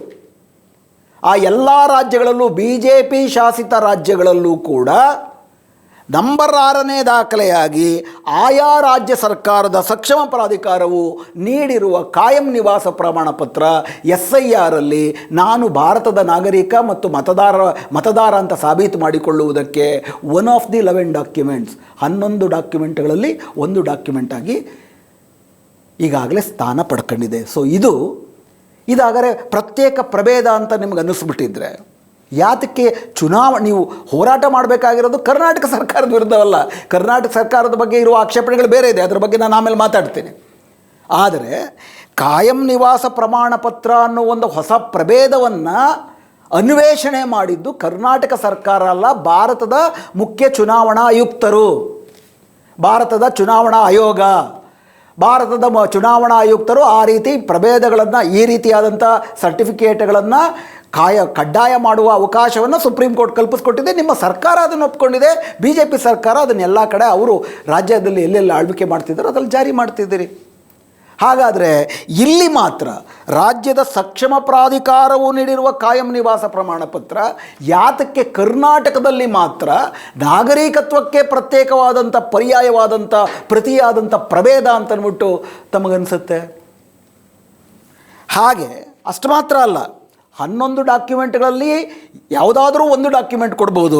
ಅದರಲ್ಲಿ ಒಂದು ರಾಜ್ಯ ಸರ್ಕಾರ, ಬೇರೆ ಹಲವಾರಿದೆ, ಕೇಂದ್ರ ಸರ್ಕಾರದ ಅಥವಾ ರಾಜ್ಯ ಸರ್ಕಾರದ ನೌಕರರಾಗಿರಬೇಕು ಅಂತ ಒಂದು ಕಡೆ ಇದೆ. ಮೊದಲನೇದು, ಈಗ ರಾಜ್ಯ ಸರ್ಕಾರದ ನೌಕರರು ಅಂತಂದ್ಬಿಟ್ಟು ಮೊಟ್ಟ ಮೊದಲನೇದು ತಾವು ಅದನ್ನು ಗಮನಿಸ್ಬೋದು. ರಾಜ್ಯ ಸರ್ಕಾರದ ನೌಕರರು ಅಂತಂದ್ಬಿಟ್ಟು ಕೇಂದ್ರ ಸರ್ಕಾರ ಕೊಡುತ್ತಾ, ಅಥವಾ ರಾಜ್ಯ ಸರ್ಕಾರ ಅನ್ನೋದು ಭಾರತದ ನಾಗರಿಕತ್ವಕ್ಕೆ ಪ್ರತ್ಯೇಕ ಪ್ರಭೇದ ಆಗಿಬಿಡುತ್ತೆ, ಡಿಫರೆಂಟ್ ಕ್ಯಾಟಗರಿ ಆಗಿಬಿಡುತ್ತೆ. ಯಾಕಂದರೆ ಈ ಥರದ್ರಲ್ಲಿ ಒಂದು ಕೊಟ್ಟರೆ ಅವ್ರ ನಾಗರಿಕತ್ವ ಅಂತ ಸಾಬೀತಾದಂತೆ ಅಂತ ಮುಖ್ಯ ಚುನಾವಣಾ ಆಯುಕ್ತರೇ ಹೇಳ್ತಿದ್ದಾರೆ. ಪ್ರಶ್ನೆ ಇರೋದು ಈ 11 ಡಾಕ್ಯುಮೆಂಟ್ಗಳಲ್ಲಿ ಒಂದು ಕೊಡೋಕ್ಕಾಗದ ಭಾರತದ ದಲಿತ, ಆದಿವಾಸಿ, ಅಲ್ಪಸಂಖ್ಯಾತ ಮೂಲ ನಿವಾಸಿಗಳು ಕೋಟಿ ಜನ ಇದ್ದಾರೆ, ಅವ್ರ ಕತೆ ಏನು ಅನ್ನೋದು ಪ್ರಮುಖವಾದ ಪ್ರಶ್ನೆ. ಅದು ನಿಮಗೆ ಯಾವತ್ತೂ ಪ್ರಶ್ನೆಯೇ ಆಗಿಲ್ಲ, ಅದು ಬೇರೆ ಪ್ರಶ್ನೆ. ಅದು ಕಾಂಗ್ರೆಸ್ಗೂ ಮುಖ್ಯ ಪ್ರಶ್ನೆ ಆಗಿಲ್ಲ, ಅದನ್ನು ಚರ್ಚೆ ಮಾಡೋಣ. ಆದರೆ ನೀವೇ ಇಲ್ಲೇ ಹೇಳ್ತಿರೋ ಹಾಗೆ ರಾಜ್ಯ ಸರ್ಕಾರ, ಕೇಂದ್ರ ಚುನಾವಣಾ ಆಯೋಗ 11 ದಾಖಲೆಗಳ ಪಟ್ಟಿಯನ್ನು ಮಾಡಿದಾಗ ರಾಜ್ಯ ಸರ್ಕಾರದ ಉದ್ಯೋಗಿ ಎನ್ನುವುದೂ ಕೂಡ ನಾಗರಿಕತ್ವವನ್ನು ಸಾಬೀತು ಮಾಡುತ್ತೆ. ರಾಜ್ಯ ಸರ್ಕಾರದ ಉದ್ಯೋಗಿ ಅಥವಾ ಪಿಂಚಣಿದಾರ ಅನ್ನೋದನ್ನು ಕೇಂದ್ರ ಸರ್ಕಾರ ಕೊಡಲ್ಲ. ರಾಜ್ಯ ಸರ್ಕಾರಿ ಉದ್ಯೋಗ ಅನ್ನೋದು ನಾಗರಿಕತ್ವಕ್ಕೆ ಅಥವಾ ನಾಗರಿಕ ಅನ್ನೋದಕ್ಕೆ ಪರ್ಯಾಯದ್ದಲ್ಲ. ಅದೇ ರೀತಿ ಮಾನ್ಯತೆ ಪಡೆದ ಮಂಡಳಿ, 5ನೇದು, ಮಾನ್ಯತೆ ಪಡೆದ ಮಂಡಳಿಗಳು, ವಿಶ್ವವಿದ್ಯಾಲಯಗಳು ನೀಡಿರುವ ಮೆಟ್ರಿಕ್ಯುಲೇಷನ್ ಮತ್ತು ಶೈಕ್ಷಣಿಕ ಪ್ರಮಾಣ ಪತ್ರ. ಕರ್ನಾಟಕ ರಾಜ್ಯದಲ್ಲಿ ನಾನು SSLC ಪಾಸ್ ಮಾಡಿದರೆ, ಡಿಗ್ರಿ ಮಾಡಿದರೆ ಕೇಂದ್ರ ಸರ್ಕಾರ ಹೆಂಗೆ ಕೊಡೋಕ್ಕೆ ಬರುತ್ತೆ? ಕರ್ನಾಟಕ ಸರ್ಕಾರ ತಾನೇ ಕೊಡಬೇಕು. ಅದನ್ನು ಕರ್ನಾಟಕ ಸರ್ಕಾರದ ನಿಗಮ ಮಂಡಳಿಗಳಿಗೆ ತಾನೇ ಕೊಡಬೇಕದು. ನಾನು SSLC ಪಾಸ್ ಮಾಡಿದ್ದೀನಿ ಅಥವಾ ಪದವೀಧರ ಅಂತ ನಾನು ಸರ್ಟಿಫಿಕೇಟ್ ತಗೊಂಡು ಅದನ್ನು SIRಗೆ ಕೊಟ್ಟರೆ, ನೋಡಿ ಇವರು ಭಾರತದ ನಾಗರಿಕ ಅನ್ನುವುದಕ್ಕೆ ಪ್ರತಿಯಾದಂಥ ಪ್ರತ್ಯೇಕ ವರ್ಗವನ್ನು ಸೃಷ್ಟಿ ಮಾಡಿದ್ದಾರೆ ಅನ್ನೋ ಹಾಸ್ಯಾಸ್ಪದವಾದಂಥ ವಾದ ಹೆಂಗೆ ಮಾಡ್ತೀರಿ? ಅದೇ ರೀತಿ ರಾಜ್ಯದ ಸಕ್ಷಮ ಪ್ರಾಧಿಕಾರವು ನೀಡಿರುವ ಕಾಯಂ ನಿವಾಸ ಪ್ರಮಾಣ ಪತ್ರ. ಅದೇ ಸಾಲಿನಲ್ಲಿ ನಮ್ಮ ರಾಜ್ಯದಲ್ಲಿ ಇಂತಹ ವ್ಯಕ್ತಿ ಕಳೆದ 10-15 ವರ್ಷಗಳಿಂದ, 20 ವರ್ಷದಿಂದ, 40 ವರ್ಷದಿಂದ ವಾಸ ಮಾಡ್ತಿದ್ದಾರೆ. ಆ ವಾಸ ಮಾಡ್ತಿದ್ದಾರೆ ಅನ್ನೋದನ್ನು ಸಾಬೀತು ಮಾಡ್ಕೊಳ್ಳೋದಕ್ಕೆ ಅದಕ್ಕೊಂದು ಕ್ರಮ ಇದೆ, ಅದ್ರ ಬಗ್ಗೆ ಮಾತಾಡೋಣ ಆಮೇಲೆ. ಆ ರೀತಿ ವಾಸ ಮಾಡ್ತಿದ್ದಾರೆ ಅಂತ ಆದಮೇಲೆ ಇತರ ಎಲ್ಲವೂ ಹೇಗೆ ಅವರು ಭಾರತದ ನಾಗರಿಕರು ಅನ್ನೋದಕ್ಕೆ ಸಾಬೀತು ಮಾಡುವ ಪ್ರಮಾಣ ಪತ್ರವಾಗುತ್ತೋ ಸಕ್ಷಮ ಪ್ರಾಧಿಕಾರವ ಕೊಡುವಂಥದ್ದು ಆಗುತ್ತೆ. ಅದು ರಾಜ್ಯ ಸರ್ಕಾರವೇ ಕೊಡುತ್ತೆ. ಮುಂದೆ 8ನೇದು, ಸಕ್ಷಮ ಪ್ರಾಧಿಕಾರವು ನೀಡಿರುವ OBC, ಪರಿಶಿಷ್ಟ ಜಾತಿ, ಪರಿಶಿಷ್ಟ ಪಂಗಡ ಅಥವಾ ಯಾವುದೇ ಜಾತಿ ಪ್ರಮಾಣ ಪತ್ರ. ಜಾತಿ ಪ್ರಮಾಣ ಪತ್ರ ಯಾರು ಕೊಡ್ತಾರೆ? ಜಾತಿ ಪ್ರಮಾಣ ಪತ್ರ ಕೊಡೋದು ಕರ್ನಾಟಕ ರಾಜ್ಯ ಸರ್ಕಾರದ ನಿರ್ದಿಷ್ಟ ಇಲಾಖೆಗಳು, ಮಂಡಳಿಗಳು, ನಿಗಮಗಳೇ.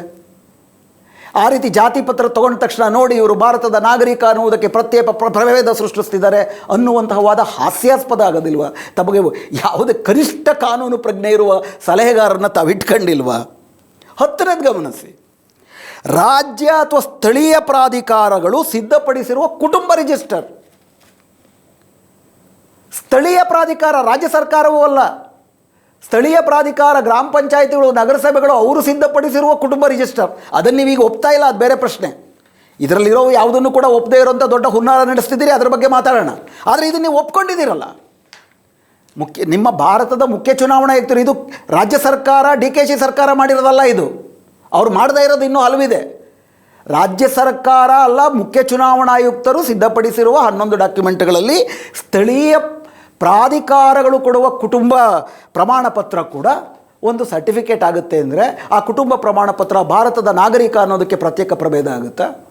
ಅದು ಲೀಗಲ್ ಪ್ರಾಬ್ಲಮ್ಮು. ಮುಂದೆ ನೀವು ಹೇಳ್ತೀರಿ ಭಾರತದ ಭದ್ರತೆಗೆ ಸಮಸ್ಯೆ ಬಂದ್ಬಿಡುತ್ತೆ ಅಂತ.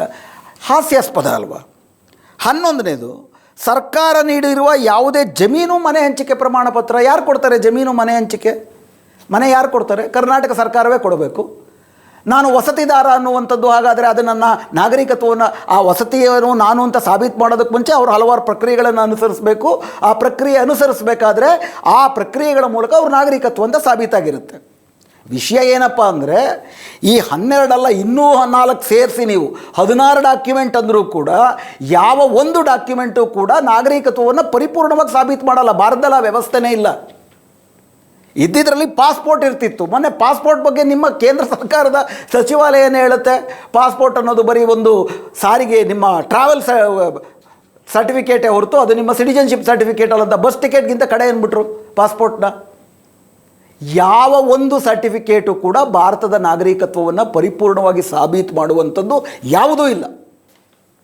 ಕೇಳಬೇಕಾಗಿರೋದು, ಆ ಥರದ್ದು ಯಾವುದೂ ಸಾಬೀತು ಮಾಡುವಂತಹ ನಾಗರಿಕತ್ವ ಸಾಬೀತು ಮಾಡುವ ಪ್ರಮಾಣ ಪತ್ರವೇ ಇಲ್ಲದೆ ಇಷ್ಟು ವರ್ಷ ನಾಗರಿಕರು ತಮ್ಮಂತೆ ತಾವು ವಾಸ ಮಾಡೋದಕ್ಕೆ ಬಿಟ್ಟು, ಈಗ ಇದ್ದಕ್ಕಿದ್ದಾಗೆ ನೀವು ಕೊಡಲಿಲ್ಲ ಅಂತಂದರೆ ನೀವು ಭಾರತೀಯರೇ ಅಲ್ಲ ಅಂತ ಹೇಳೋದು ನೀವು ಮಾಡ್ತಿರೋ ಕ್ರೌರ್ಯ ಅಲ್ವಾ? ಯಾಕಿದುವರ ತನಕ ಕೊಡಲಿಲ್ಲ ಅಂತ ಕಾಂಗ್ರೆಸ್ನೂ ಕೇಳಬೇಕು. ಅದನ್ನು ಅಪರಾಧ ಅಂತೇಳಿ ಅಧಿಕಾರಕ್ಕೆ ಬಂದಂಥ ತಾವು 11 ವರ್ಷ ಏನು ಮಾಡ್ತಾಯಿದ್ರಿ? ಸೊ ಆದ್ದರಿಂದ ರಾಜ್ಯದ ಸಕ್ಷಮ ಪ್ರಾಧಿಕಾರವು ನೀಡಿರುವ ಕಾಯಂ ನಿವಾಸ ಪ್ರಮಾಣ ಪತ್ರ ಅನ್ನುವಂಥದ್ದು ಮುಖ್ಯ ಚುನಾವಣಾಧಿಕಾರಿ ನೀಡಿರುವ ಪಟ್ಟಿನಲ್ಲೇ ಇರಬೇಕಾದ್ರೆ ಅದನ್ನು ಕರ್ನಾಟಕ ಸರ್ಕಾರ ಅನುಷ್ಠಾನಕ್ಕೆ ತರ್ತಿದ್ದ ಪಕ್ಷದಲ್ಲಿ ಅದು ಒಂದು ಪ್ರತ್ಯೇಕ ಪ್ರಭೇದ ಹೆಂಗಾಗುತ್ತೆ? ಮುಂದುವರೆದು ತಾವು ತಮ್ಮ ಪತ್ರದಲ್ಲಿ ಗೃಹ ಮಂತ್ರಿಗಳಿಗೆ ಮನವಿ ಮಾಡ್ಕೊತೀರಿ. In these circumstances, I humbly request your good office to examine the constitutional validity of the Karnataka Permanent Residence Certificate, direct the Government of Karnataka to keep the implementation of the notification in abeyance pending such examination, seek a detailed report from the state government regarding the constitutional and statutory authority under which the notification has been issued, ensure that no permanent residence certificate is issued without comprehensive verification of the Indian citizenship through the competent central agencies, and take such further action as may be necessary to safeguard the constitutional framework. ಎಲ್ಲಿಯ ತನಕ ಭಾರತದ ನಾಗರಿಕತ್ವದ ಬಗ್ಗೆ ಸಕ್ಷಮ ಪ್ರಾಧಿಕಾರವು ಸಂಪೂರ್ಣ ತನಿಖೆಯನ್ನು ಮಾಡುವುದಿಲ್ಲವೋ ಅಲ್ಲಿಯ ತನಕ permanent ನಿವಾಸ ಪ್ರಮಾಣ ಪತ್ರ ಕೊಡಬಾರ್ದು ಅಂತ ಅಂದ್ಬಿಟ್ಟು ನೀವು ಪ್ರತ್ಯೇಕವಾಗಿ ಇನ್ನೊಂದು ಮಾಡೋಕ್ಕೆ ಹೊರಟ್ರಿ. ಈ SIR ಮಾಡ್ತಿರೋದೇ ಭಾರತದ ನಾಗರಿಕರು ಯಾರು ಅಂತ ಸಾಬೀತು ಮಾಡೋದಕ್ಕೆ. ಅಧಿಕಾರವೇ ಚುನಾವಣಾ ಆಯೋಗಕ್ಕಿಲ್ಲ, ಅದನ್ನು ಮಾಡ್ತಿರೋದೇ ಸಂವಿಧಾನ ಬಾಹಿರ, ಅದು ಬೇರೆ ಪ್ರಶ್ನೆ. ಅದರಲ್ಲಿ ಸಾಬೀತು ಮಾಡ್ಕೊಳ್ಳೋದಕ್ಕೆ ಪರ್ಮನೆಂಟ್ ರೆಸಿಡೆನ್ಸ್ ಸರ್ಟಿಫಿಕೇಟ್ ಒಂದು ಸರ್ಟಿಫಿಕೇಟಾಗಿ ಕೊಡ್ಬೋದು ಅಂತಂದರೆ ಅದನ್ನು ಕೊಡೋದಕ್ಕೆ ಸಿಟಿಜನ್ ಸರ್ಟಿಫಿಕೇಟ್, ಒಂದು ಸಿಟಿಜನ್ಶಿಪ್ನ ನೀವು ಒಂದು ಆಗಲೇ ಎಕ್ಸಾಮಿನ್ ಮಾಡಬೇಕು ಅಂತೀರಿ. ಅದಕ್ಕೆ ಎಲ್ಲಿಂದ ತರ್ತಾರೆ ಅವರು? ಪರ್ಮನೆಂಟ್ ರೆಸಿಡೆನ್ಸ್ ಸರ್ಟಿಫಿಕೇಟ್ ಬೇಕು ಅಂತಂದರೆ ನೀನು ಸಿಟಿಜನ್ ಅಂತ ಪ್ರೂವ್ ಮಾಡ್ಕೊ ಅಂತ ಅಂದ್ಬಿಟ್ಟು ಕೇಳ್ತೀರಿ ಅಂತ ಇಟ್ಕೊಳ್ಳೋಣ. ಏನು ಕೊಟ್ಟು ಪ್ರೂವ್ ಮಾಡ್ಕೋಬೇಕು ಅವರು? ಏನು ಇಲ್ಲ ಅಂತ ತಾನೇ ಇದನ್ನು ಕೊಡುವುದಕ್ಕೆ ಆಯ್ಕೆಯನ್ನು ಕೊಟ್ಟಿರೋದು ಚುನಾವಣಾ ಆಯೋಗ. ಅಂದರೆ ಯಾವುದೇ ರೀತಿಯಲ್ಲೂ ಕೂಡ ನೀವು ಬಯಸದ ಕೆಲವು ನಿರ್ದಿಷ್ಟ ಸಮುದಾಯದ ವ್ಯಕ್ತಿಗಳಿಗೆ ಈ ದೇಶದಲ್ಲಿ ನಾಗರಿಕತ್ವವಾಗಲಿ ಮತದಾರಿಕೆಯಾಗಲಿ ಸಿಗಬಾರ್ದು ಅನ್ನೋ ಹುನ್ನಾರದ ಭಾಗವಾಗಿಯೇ ಇಲ್ಲ ಸಲ್ಲದ ಖ್ಯಾತೆಯನ್ನು ತೆಗೆದಿದ್ದೀರಿ ನೀವು. ಯಾಕಂದರೆ ಇದು ಹಾಸ್ಯಾಸ್ಪದ. ನೀವೇನು ಕಾನ್ಸ್ಟಿಟ್ಯೂಷನಲ್ಲು, ಲೀಗಲ್ಲು, ಸ್ಟ್ಯಾಟ್ಯುಟರಿ, ಸಾಂವಿಧಾನಿಕ, ಶಾಸನಾತ್ಮಕವಾದಕ್ಕೆಲ್ಲ ಬಾಹಿರ ಅಂತ ಹೇಳ್ತಿದ್ದೀರಿ. ನಿಮ್ಮದೇ ಚುನಾವಣಾ ಆಯೋಗ, ನಿಮ್ಮ ಕೈಗೊಂಬೆ ಚುನಾವಣಾ ಆಯೋಗ ಏನು 11 ದಾಖಲೆಗಳು ಮಾಡಿದ್ದಾರೆ, ಆ ದಾಖಲೆಯಲ್ಲಿ ಇದೆಯಲ್ಲ ಇದು ಅನ್ನೋದು ಒಂದು. ಎರಡನೇದು, ನಿಮ್ಮ ತರ್ಕ ಏನು? ಪರ್ಮನೆಂಟ್ ರೆಸಿಡೆನ್ಸ್ ಸರ್ಟಿಫಿಕೇಟ್ ಕೊಡ್ತಿರುವುದೇ ನಾಗರಿಕತ್ವ ಸಾಬೀತು ಮಾಡ್ಕೊಳ್ಳೋದಕ್ಕೆ. ಈಗ ನಾಗರಿಕತ್ವ ಸಾಬೀತು ಮಾಡ್ಕೊಳ್ಳೋದೊರ್ತು ಪರ್ಮನೆಂಟ್ ರೆಸಿಡೆನ್ಸ್ ಸರ್ಟಿಫಿಕೇಟ್ ಕೊಡಬೇಡಿ ಅಂತಂದರೆ ನಿಮ್ಮ ಲಾಜಿಕ್ನಲ್ಲಿ ಏನಾದರೂ ಅರ್ಥ ಇದೆಯಾ? ಮತ್ತು ಇದರಲ್ಲಿ ಯಾರಿಗೆ ದೊಡ್ಡ ಪೆಟ್ಟು ಬೀಳುತ್ತೆ? ನಿಮ್ಮ ಗುರಿ ಮುಸ್ಲಿಮರು, ತುಂಬ ಸ್ಪಷ್ಟ. ಆದರೆ ಇದರಲ್ಲಿ ಯಾವುದಾದರೂ ಕೊಡಬಹುದಾದಂಥ ಸಾಧ್ಯತೆ ಇದ್ದರೆ ಅದು ಕೇವಲ ಮುಸ್ಲಿಮರಲ್ಲ, ಬಡ ಹಿಂದೂಗಳು, ದಲಿತರು, ಆದಿವಾಸಿಗಳು, ಹೆಣ್ಣುಮಕ್ಕಳು, ವಲಸೆ ಕಾರ್ಮಿಕರು, ಅವರುಗಳಿಗೆ ಏನಾದರೂ ಕೊಟ್ಟು ತಮ್ಮ ಮತದಾರಿಕೆ, ನಾಗರಿಕತ್ವ ಮತ್ತು ಸರ್ಕಾರದ ಸೌಲಭ್ಯಗಳನ್ನು ಉಳಿಸ್ಕೊಳ್ಬಹುದು ಅಂತಂದರೆ ಇದೇ ಒಂದು 3-4 ಅಂಶ. ಬೇರೆ ಅವ್ರ ಹತ್ರ ಇರೋದಕ್ಕೆ ಸಾಧ್ಯ ಇಲ್ಲ. ಜನನ ಪ್ರಮಾಣ ಪತ್ರ ಇರೋದಿಲ್ಲ, SLC ಓದಿರೋದಿಲ್ಲ, ಸರ್ಕಾರಿ ಉದ್ಯೋಗ ಇರೋದಿಲ್ಲ, ಜಮೀನು ಇರೋದಿಲ್ಲ, ಸರ್ಕಾರದ ಹತ್ರ ವಸತಿ ಇರೋದಿಲ್ಲ, ಆಧಾರ್ ಕೊಟ್ಟರೆ ನೀವು ಒಪ್ಕೊಳ್ಳೋದಿಲ್ಲ. ಇರುವುದು ಈ 2-3 ವಿಷಯಗಳು. ಆದರೆ ಈ 2-3 ವಿಷಯಗಳು ಕೂಡ ಕೊಡಬಾರ್ದು, ಇದರಲ್ಲಿ ಬಚಾವಾಗಬಾರ್ದು ಅವರು ಅನ್ನುವ ಕಾರಣಕ್ಕಾಗಿ ನೀವು ಇದೇ ದೇಶದ ಬಹುಸಂಖ್ಯಾತ ಮೂಲ ನಿವಾಸಿಗಳಿಗೆ, ಅಂದರೆ ನಿಮ್ಮ ದೇಶದಲ್ಲಿ ಈ 11 ಡಾಕ್ಯುಮೆಂಟ್ ಕೊಟ್ಟು ಬಚಾವಾಗಬಲ್ಲವರು ಮೇಲ್ಜಾತಿನವರು, ಮೇಲ್ವರ್ಗದವರು, ಅವರ ಭಾರತವನ್ನು ಆಗಿ ಮಾತ್ರ ಈ ದೇಶವನ್ನು ಉಳಿಸ್ಕೊಳ್ಬೇಕನ್ನೋದು ನಿಮ್ಮ ಹುನ್ನಾರ. ಆದ್ದರಿಂದ ಸನ್ಮಾನ್ಯ ಶೋಭಾ ಕರಂದ್ಲಾಜೆ ಅವರೇ, ತಾವು ಮಂತ್ರಿಗಳು ಕೂಡ ಆಗಿದ್ದೀರಿ. ತಾವು ಮಂತ್ರಿಗಳಾಗಿರಬೇಕಾದ್ರೆ ಈ ದೇಶದ ಸಂವಿಧಾನದ ಪ್ರಾಥಮಿಕ ಜ್ಞಾನ ಹಾಗೂ ಏನು ನೀವು ಕಾನೂನುಗಳು ಮಾಡ್ತೀರಿ ನೀವೇ, ಆ ಕಾನೂನಿನ ಪ್ರಾಥಮಿಕ ಜ್ಞಾನ ಇರೋದು ಅಗತ್ಯ ಆಗುತ್ತೆ. ಸೊ ಇದು ಸಕ್ಷಮ ಪ್ರಾಧಿಕಾರ, ರಾಜ್ಯದ ಸಕ್ಷಮ ಪ್ರಾಧಿಕಾರ, ರಾಜ್ಯದ, ಕೇಂದ್ರ ಸರ್ಕಾರದ್ದಲ್ಲ, ರಾಜ್ಯದ ಸಕ್ಷಮ ಪ್ರಾಧಿಕಾರ ನೀಡುವ ಕಾಯಂ ನಿವಾಸ ಪ್ರಮಾಣ ಪತ್ರ ನಿಮ್ಮ ಚುನಾವಣಾ ಆಯೋಗ ಪಟ್ಟಿ ಮಾಡಿರುವ 11 ದಾಖಲೆಗಳಲ್ಲೇ ಒಂದಾಗಿ ನಾಗರಿಕತ್ವವನ್ನು ಸಾಬೀತು ಮಾಡುವ ದಾಖಲೆಯಾಗಿದೆ. ನಾಗರಿಕತ್ವ ಸಾಬೀತು ಮಾಡಿದ್ರೆ ಈ ದಾಖಲೆ ಸಿಗೋದಲ್ಲ, ಈ ದಾಖಲೆ ಕೊಟ್ಟರೆ ನಾಗರಿಕತ್ವ ಸಾಬೀತಾಗುತ್ತೆ. ಆದ್ದರಿಂದ ಜನರನ್ನು ಹೇಗಾದರೂ ಮಾಡಿ ಬೀದಿಗೆ ತಂದು ಅದರಿಂದ ಮರಣಾನಂದ ಪಡುವಂತಹ ನಿಮ್ಮ ಫ್ಯಾಸಿಸ್ಟ್ ಸ್ಯಾಡಿಸಮ್ ಇದೆಯಲ್ಲ, ಅದರಿಂದ ಬರೀ ಶೋಭಾ ಕರಂದ್ಲಾಜೆ ಅವರಲ್ಲ, ಶೋಭಾ ಕರಂದ್ಲಾಜೆ ಅವರು ಪತ್ರ ಬರೀತಾರೆ, ವಿಜಯೇಂದ್ರ ಚಪ್ಪಾಳೆ ತಟ್ತಾರೆ, ಇಡೀ BJP ಪಕ್ಷ ಅದರ ಹಿಂದೆ ಬರುತ್ತೆ. ಇದನ್ನು ಅಕಸ್ಮಾತ್ BJPಯ ಅವರ ಉನ್ನತ ಕೇಂದ್ರದ ನಾಯಕರು ಒಪ್ಕೊಳ್ತು ಅಂತಂದ್ರೆ ನಮ್ಮ ದೇಶ ಎಂಥ ಅಜ್ಞಾನಿಗಳ ಮತ್ತು ದುರುದ್ದೇಶಪೂರ್ವಕ ಕೈನಲ್ಲಿದೆ ಅನ್ನೋದು ಮತ್ತೊಂದು ಸತಿ ಸಾಬೀತಾಗತ್ತೆ. ಯಾಕಂದರೆ ಆ ಆರ್ಗ್ಯುಮೆಂಟೇ ಅಷ್ಟು ಹಾಸ್ಯಾಸ್ಪದವಾಗಿದೆ. ಬಟ್ ವಿಷಯ ಕೇವಲ ಹಾಸ್ಯಾಸ್ಪದವಾಗಿರುವಂಥ ವಿಷಯ ಅಲ್ಲ. ವಿಷಯ ಏನಪ್ಪ ಅಂದರೆ BJPನವರು ಇದನ್ನು ಮಾಡೇ ಮಾಡ್ತಾರೆ. BJPನವರು ಇರುವುದೇ ಈ ದೇಶವನ್ನು ಸಂವಿಧಾನ ಬಾಹಿರವಾಗಿ ಸಂವಿಧಾನವನ್ನು ಕಿತ್ತಾಕುವುದಕ್ಕೆ BJP ಇರುವಂಥದ್ದು. ಹೀಗಾಗಿ ಅದರಿಂದ ಉಳಿಸಿಕೊಳ್ಳಬೇಕು, BJPಯಿಂದ ಸಂವಿಧಾನವನ್ನು, ದೇಶವನ್ನು ಉಳಿಸ್ಕೊಳ್ಬೇಕು ಅನ್ನುವಂಥ ಆಸೆ ಇರುವವರಿಗೆ ಅಥವಾ ಪ್ರತಿಪಕ್ಷಗಳಿಗೆ ಇದನ್ನು ಹೆಂಗೆ ವಿರೋಧಿಸಬೇಕು, ಯಾವ ರೀತಿ ಇದನ್ನು ವಿರೋಧಿಸಿ ದೇಶವನ್ನು ಉಳಿಸ್ಕೊಳ್ಬೇಕು ಅನ್ನೋದರ ಸ್ಪಷ್ಟವಾದ ಪ್ರಜ್ಞೆಯ ಅಗತ್ಯವೂ ಇದೆ. ಕೇವಲ ಸಂತೆ ಬಂದಾಗ 3 ಮಳೆ ಬಟ್ಟಾನೇ ಇದು, ಅದರ ಮೂಲಕ ಹೆಂಗೋ ಈ ದೇಶ ನಡೆಸಬೇಕು, ಬರೀ ಅಧಿಕಾರದಲ್ಲಿದ್ದರೆ ಸಾಕು ಅನ್ನೋ ವಿರೋಧ ಪಕ್ಷಗಳಿಂದಲೂ ಈ ದೇಶವನ್ನು ಉಳಿಸ್ಕೊಳ್ಳೋಕ್ಕಾಗೋದಿಲ್ಲ. ಫ್ಯಾಸಿಸ್ಟ್ ದಾಳಿಗಳಿಂದ ಈ ದೇಶವನ್ನು ಉಳಿಸ್ಕೊಳ್ಳೋಕ್ಕಾಗೋದಿಲ್ಲ. ಇದನ್ನೇ ನೋಡೋಣಂತೆ. ಈ ಕಾಯಂ ನಿವಾಸ ಪ್ರಮಾಣ ಪತ್ರವನ್ನು ಕೊಡಬೇಕು ಅನ್ನೋದಕ್ಕೆ ಮುಂಚೆ ಕರ್ನಾಟಕ ಸರ್ಕಾರ ಕೊಡೋದ್ರಲ್ಲಿ ತಪ್ಪಿಲ್ಲ, ಅದರಲ್ಲಿ ಎರಡನೇ ಮಾತೇ ಇಲ್ಲ. ಈ ಕಾಯಂ ನಿವಾಸ ಪ್ರಮಾಣ ಪತ್ರವು 11 ದಾಖಲೆಗಳಲ್ಲಿ ಒಂದು ದಾಖಲೆ ಅಂತೇಳಿ 2025 ಜೂನ್ನಲ್ಲಿ ಬಿಹಾರದಲ್ಲಿ ಯಾವಾಗ ಮೊದಲನೇ SIR ಶುರುವಾಯಿತೋ ಆಗಲೇ ಈ ಕಾಯಂ ನಿವಾಸ ಪ್ರಮಾಣ ಪತ್ರವು ಒಂದು ದಾಖಲೆಯಾಗಿ ಸೇರ್ಪಡೆ ಆಗಿತ್ತು. ಇದು ಬರುವಂಥ ದಿನಗಳಲ್ಲಿ ಯಾವ ರೀತಿಯಾದಂಥ ಅನಾಹುತವನ್ನು ಇದೇ ತಮ್ಮ ರಾಜ್ಯಗಳ ಬಡವರ ಮೇಲೆ, ಅಲ್ಪಸಂಖ್ಯಾತರ ಮೇಲೆ, ಆದಿವಾಸಿಗಳ ಮೇಲೆ, ದಲಿತರ ಮೇಲೆ ಮಾಡಬಹುದು ಅನ್ನೋ ಮುಂದಂದಾಜಿದ್ದಲ್ಲಿ ವಿರೋಧ ಪಕ್ಷಗಳಿರುವಂತಹ ರಾಜ್ಯಗಳಲ್ಲಾದರೂ ಕೂಡ ಈ 11ರಲ್ಲಿ ಯಾವುದಾದರೂ ಒಂದು ದಾಖಲೆಗಳನ್ನು ಸುಲಭವಾಗಿ ಕೊಟ್ಟು ಬಚಾವ್ ಮಾಡ್ಬೋದು ಅಂತ ಯೋಚನೆ ಶುರು ಆಗಬೇಕಾಗಿತ್ತು. 2025ರಲ್ಲಿ ನಮ್ಮ ರಾಜ್ಯದಲ್ಲಿದ್ದಿದ್ದು ಇದೇ ಕಾಂಗ್ರೆಸ್ ಸರ್ಕಾರವೇ. ಇನ್ಫ್ಯಾಕ್ಟ್ SIR ಶುರುವಾದಾಗ DK ಶಿವಕುಮಾರ್ ಉಪಮುಖ್ಯಮಂತ್ರಿ ಆಗಿದ್ದರು, ಸಿದ್ದರಾಮಯ್ಯನವರು ಮುಖ್ಯಮಂತ್ರಿ ಆಗಿದ್ದರು. ಇಬ್ಬರು ಸೇರಿಬಿಟ್ಟು ನಾವು ಇದನ್ನು ಪೊಲಿಟಿಸೈಸ್ ಮಾಡಲ್ಲ. ಈಗಲೂ ಕೂಡ DK ಶಿವಕುಮಾರ್ ಒತ್ತು ಕೊಟ್ಟು ಹೇಳುವುದೇನು, ನೀವು ಎನ್ಯುಮರೇಷನ್ ಫಾರಮ್ ಮಾಡಲಿಲ್ಲ ಅಂತಂದರೆ SIRನಲ್ಲಿ ನಿಮ್ಮ ಹೆಸರಿಲ್ಲ ಅಂದರೆ ನಿಮಗೇನು ನಾವು ಸೌಲಭ್ಯ ಕೊಡುವುದಿಲ್ಲ ಅಂತ ಹೇಳ್ತಾರೆ ಹೊರತು ಈ SIR ಅನ್ನುವುದೇ ಹೆಂಗೆ ಪ್ರಜಾತಂತ್ರಕ್ಕೆ ವಿರುದ್ಧವಾಗಿದೆ, ಕಾಂಗ್ರೆಸ್ ಪಕ್ಷ ಆದರೂ ಕೂಡ SIR ಮಾಡಿಕೊಡಕೂಡದು ಅನ್ನುವಂತಹ ಸಾಂವಿಧಾನಿಕವಾದಂಥ ಪ್ರತಿರೋಧ ಬಿಕ್ಕಟ್ಟನ್ನು ಸೃಷ್ಟಿ ಮಾಡುವ ಪ್ರಯತ್ನವನ್ನು ಅವರು ಮಾಡ್ತಿಲ್ಲ, ಅದು ಬೇರೆ ಪ್ರಶ್ನೆ. 2025ರಲ್ಲೇ ಈ ಪಟ್ಟಿ ಬಂದಾಗ ಪಶ್ಚಿಮ ಬಂಗಾಳದಲ್ಲಿ ಆಗಿನ ಮಮತಾ ಬ್ಯಾನರ್ಜಿ ಅವರು ಮುಖ್ಯಮಂತ್ರಿ ಆಗಿದ್ದರು. 2026ರ ಜುಲೈನಿಂದಲೇ ತಮ್ಮ ರಾಜ್ಯದ ಬಡ ದಮನಿತ ಜನರಿಗೆ ಹೇಗಾದರೂ ಈ SIRನ ಅಗ್ನಿ ಪರೀಕ್ಷೆಯಲ್ಲಿ ಪಾಸ್ ಮಾಡುವುದಕ್ಕೆ ಅವಕಾಶವನ್ನು ಕಲ್ಪಿಸ್ಕೊಡೋದಕ್ಕೆ ಸಾಧ್ಯವಂತ ಪ್ರಾರಂಭ ಮಾಡಿ ಈ ಪರ್ಮನೆಂಟ್ ರೆಸಿಡೆನ್ಸ್ ಸರ್ಟಿಫಿಕೇಟ್ ಕಾಯಂ ನಿವಾಸಿ ಪ್ರಮಾಣ ಪತ್ರದ ಭಾಗವಾಗಿ ತಮ್ಮ ರಾಜ್ಯದಲ್ಲಿ 10 ವರ್ಷಕ್ಕಿಂತ ಜಾಸ್ತಿ ಏನು ವಾಸ ಮಾಡ್ತಿದ್ದಾರೆ ಅವ್ರಿಗೆ ಡೊಮಸೈಲ್ ಸರ್ಟಿಫಿಕೇಟ್ಗಳನ್ನು ಕೊಡುವುದಕ್ಕೆ ಜಿಲ್ಲಾಧಿಕಾರಿಗಳಿಗೆ ಸೂಚನೆ ಕೊಟ್ಟಿದ್ದರು. ಕೂಡಲೇ ಅದರ ವಿರುದ್ಧ ಎಲ್ಲಿ ಏನು ಶೋಭಾ ಕರಂದ್ಲಾಜೆ ಅವರಿಗೆ ಇದನ್ನು ಮಾಡ್ತಿದ್ದಾರೆ ಅದನ್ನು ಅಲ್ಲಿ ಇವತ್ತಿನ ಮುಖ್ಯಮಂತ್ರಿ BJPಯ ಮುಖ್ಯಮಂತ್ರಿ ಸುವೇಂದು ಅಧಿಕಾರಿ ಅವರು 2025 ಸೆಪ್ಟೆಂಬರಿಂದಲೇ ಪಶ್ಚಿಮ ಬಂಗಾಳದಲ್ಲಿ ಅತಿ ದೊಡ್ಡ ಪ್ರಚಾರ ಶುರು ಮಾಡಿದ್ರು.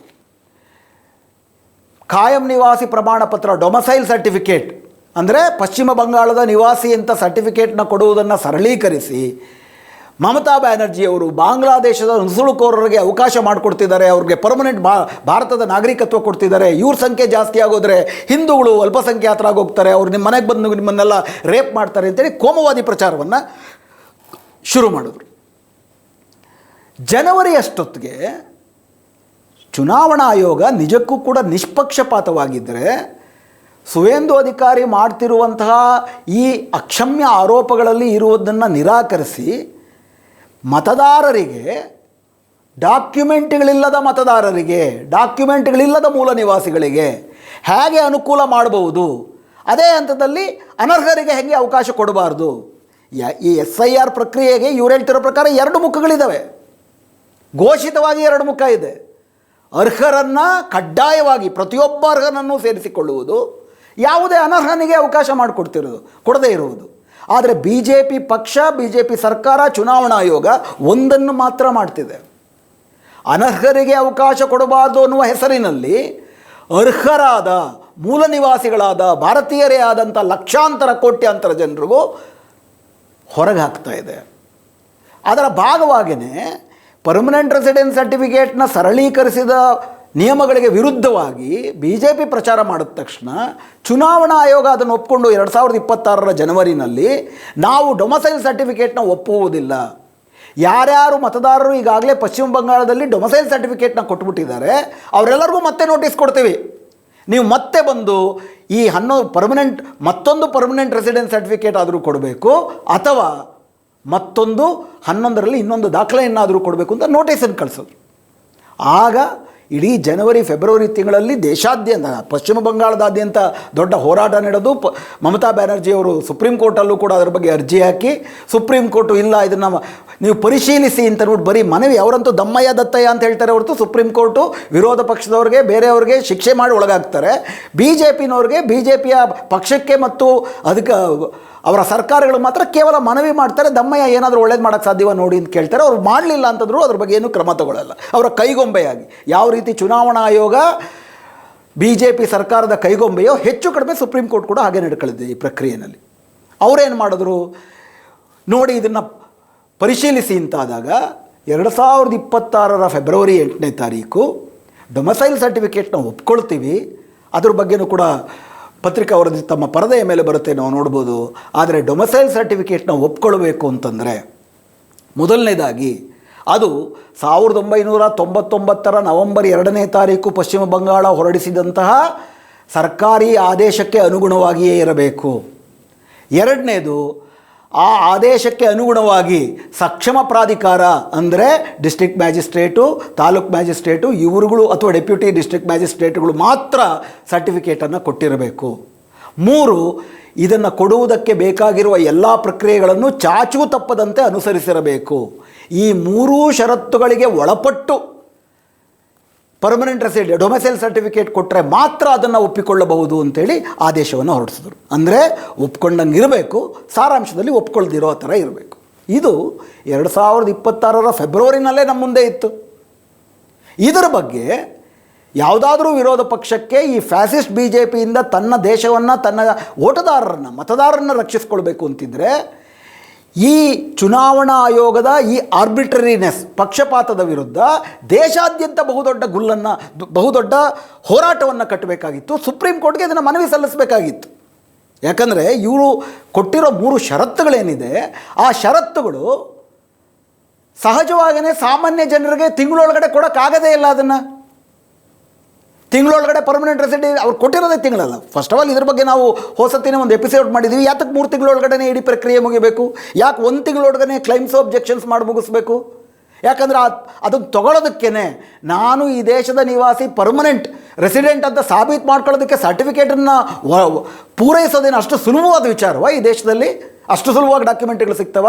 ಈ ದೇಶದ ಗ್ರಾಮೀಣ ಪರಿಸ್ಥಿತಿಯ ಕನಿಷ್ಠ ಸಾಮಾನ್ಯ ಜ್ಞಾನ ಸುಪ್ರೀಂ ಕೋರ್ಟ್ಗಾಗಲಿ, ಚುನಾವಣಾ ಆಯೋಗಕ್ಕಾಗಲಿ, ಬಿ ಜೆ ಪಿ ಪಕ್ಷಕ್ಕಾಗಲಿ ಇದೆಯಾ?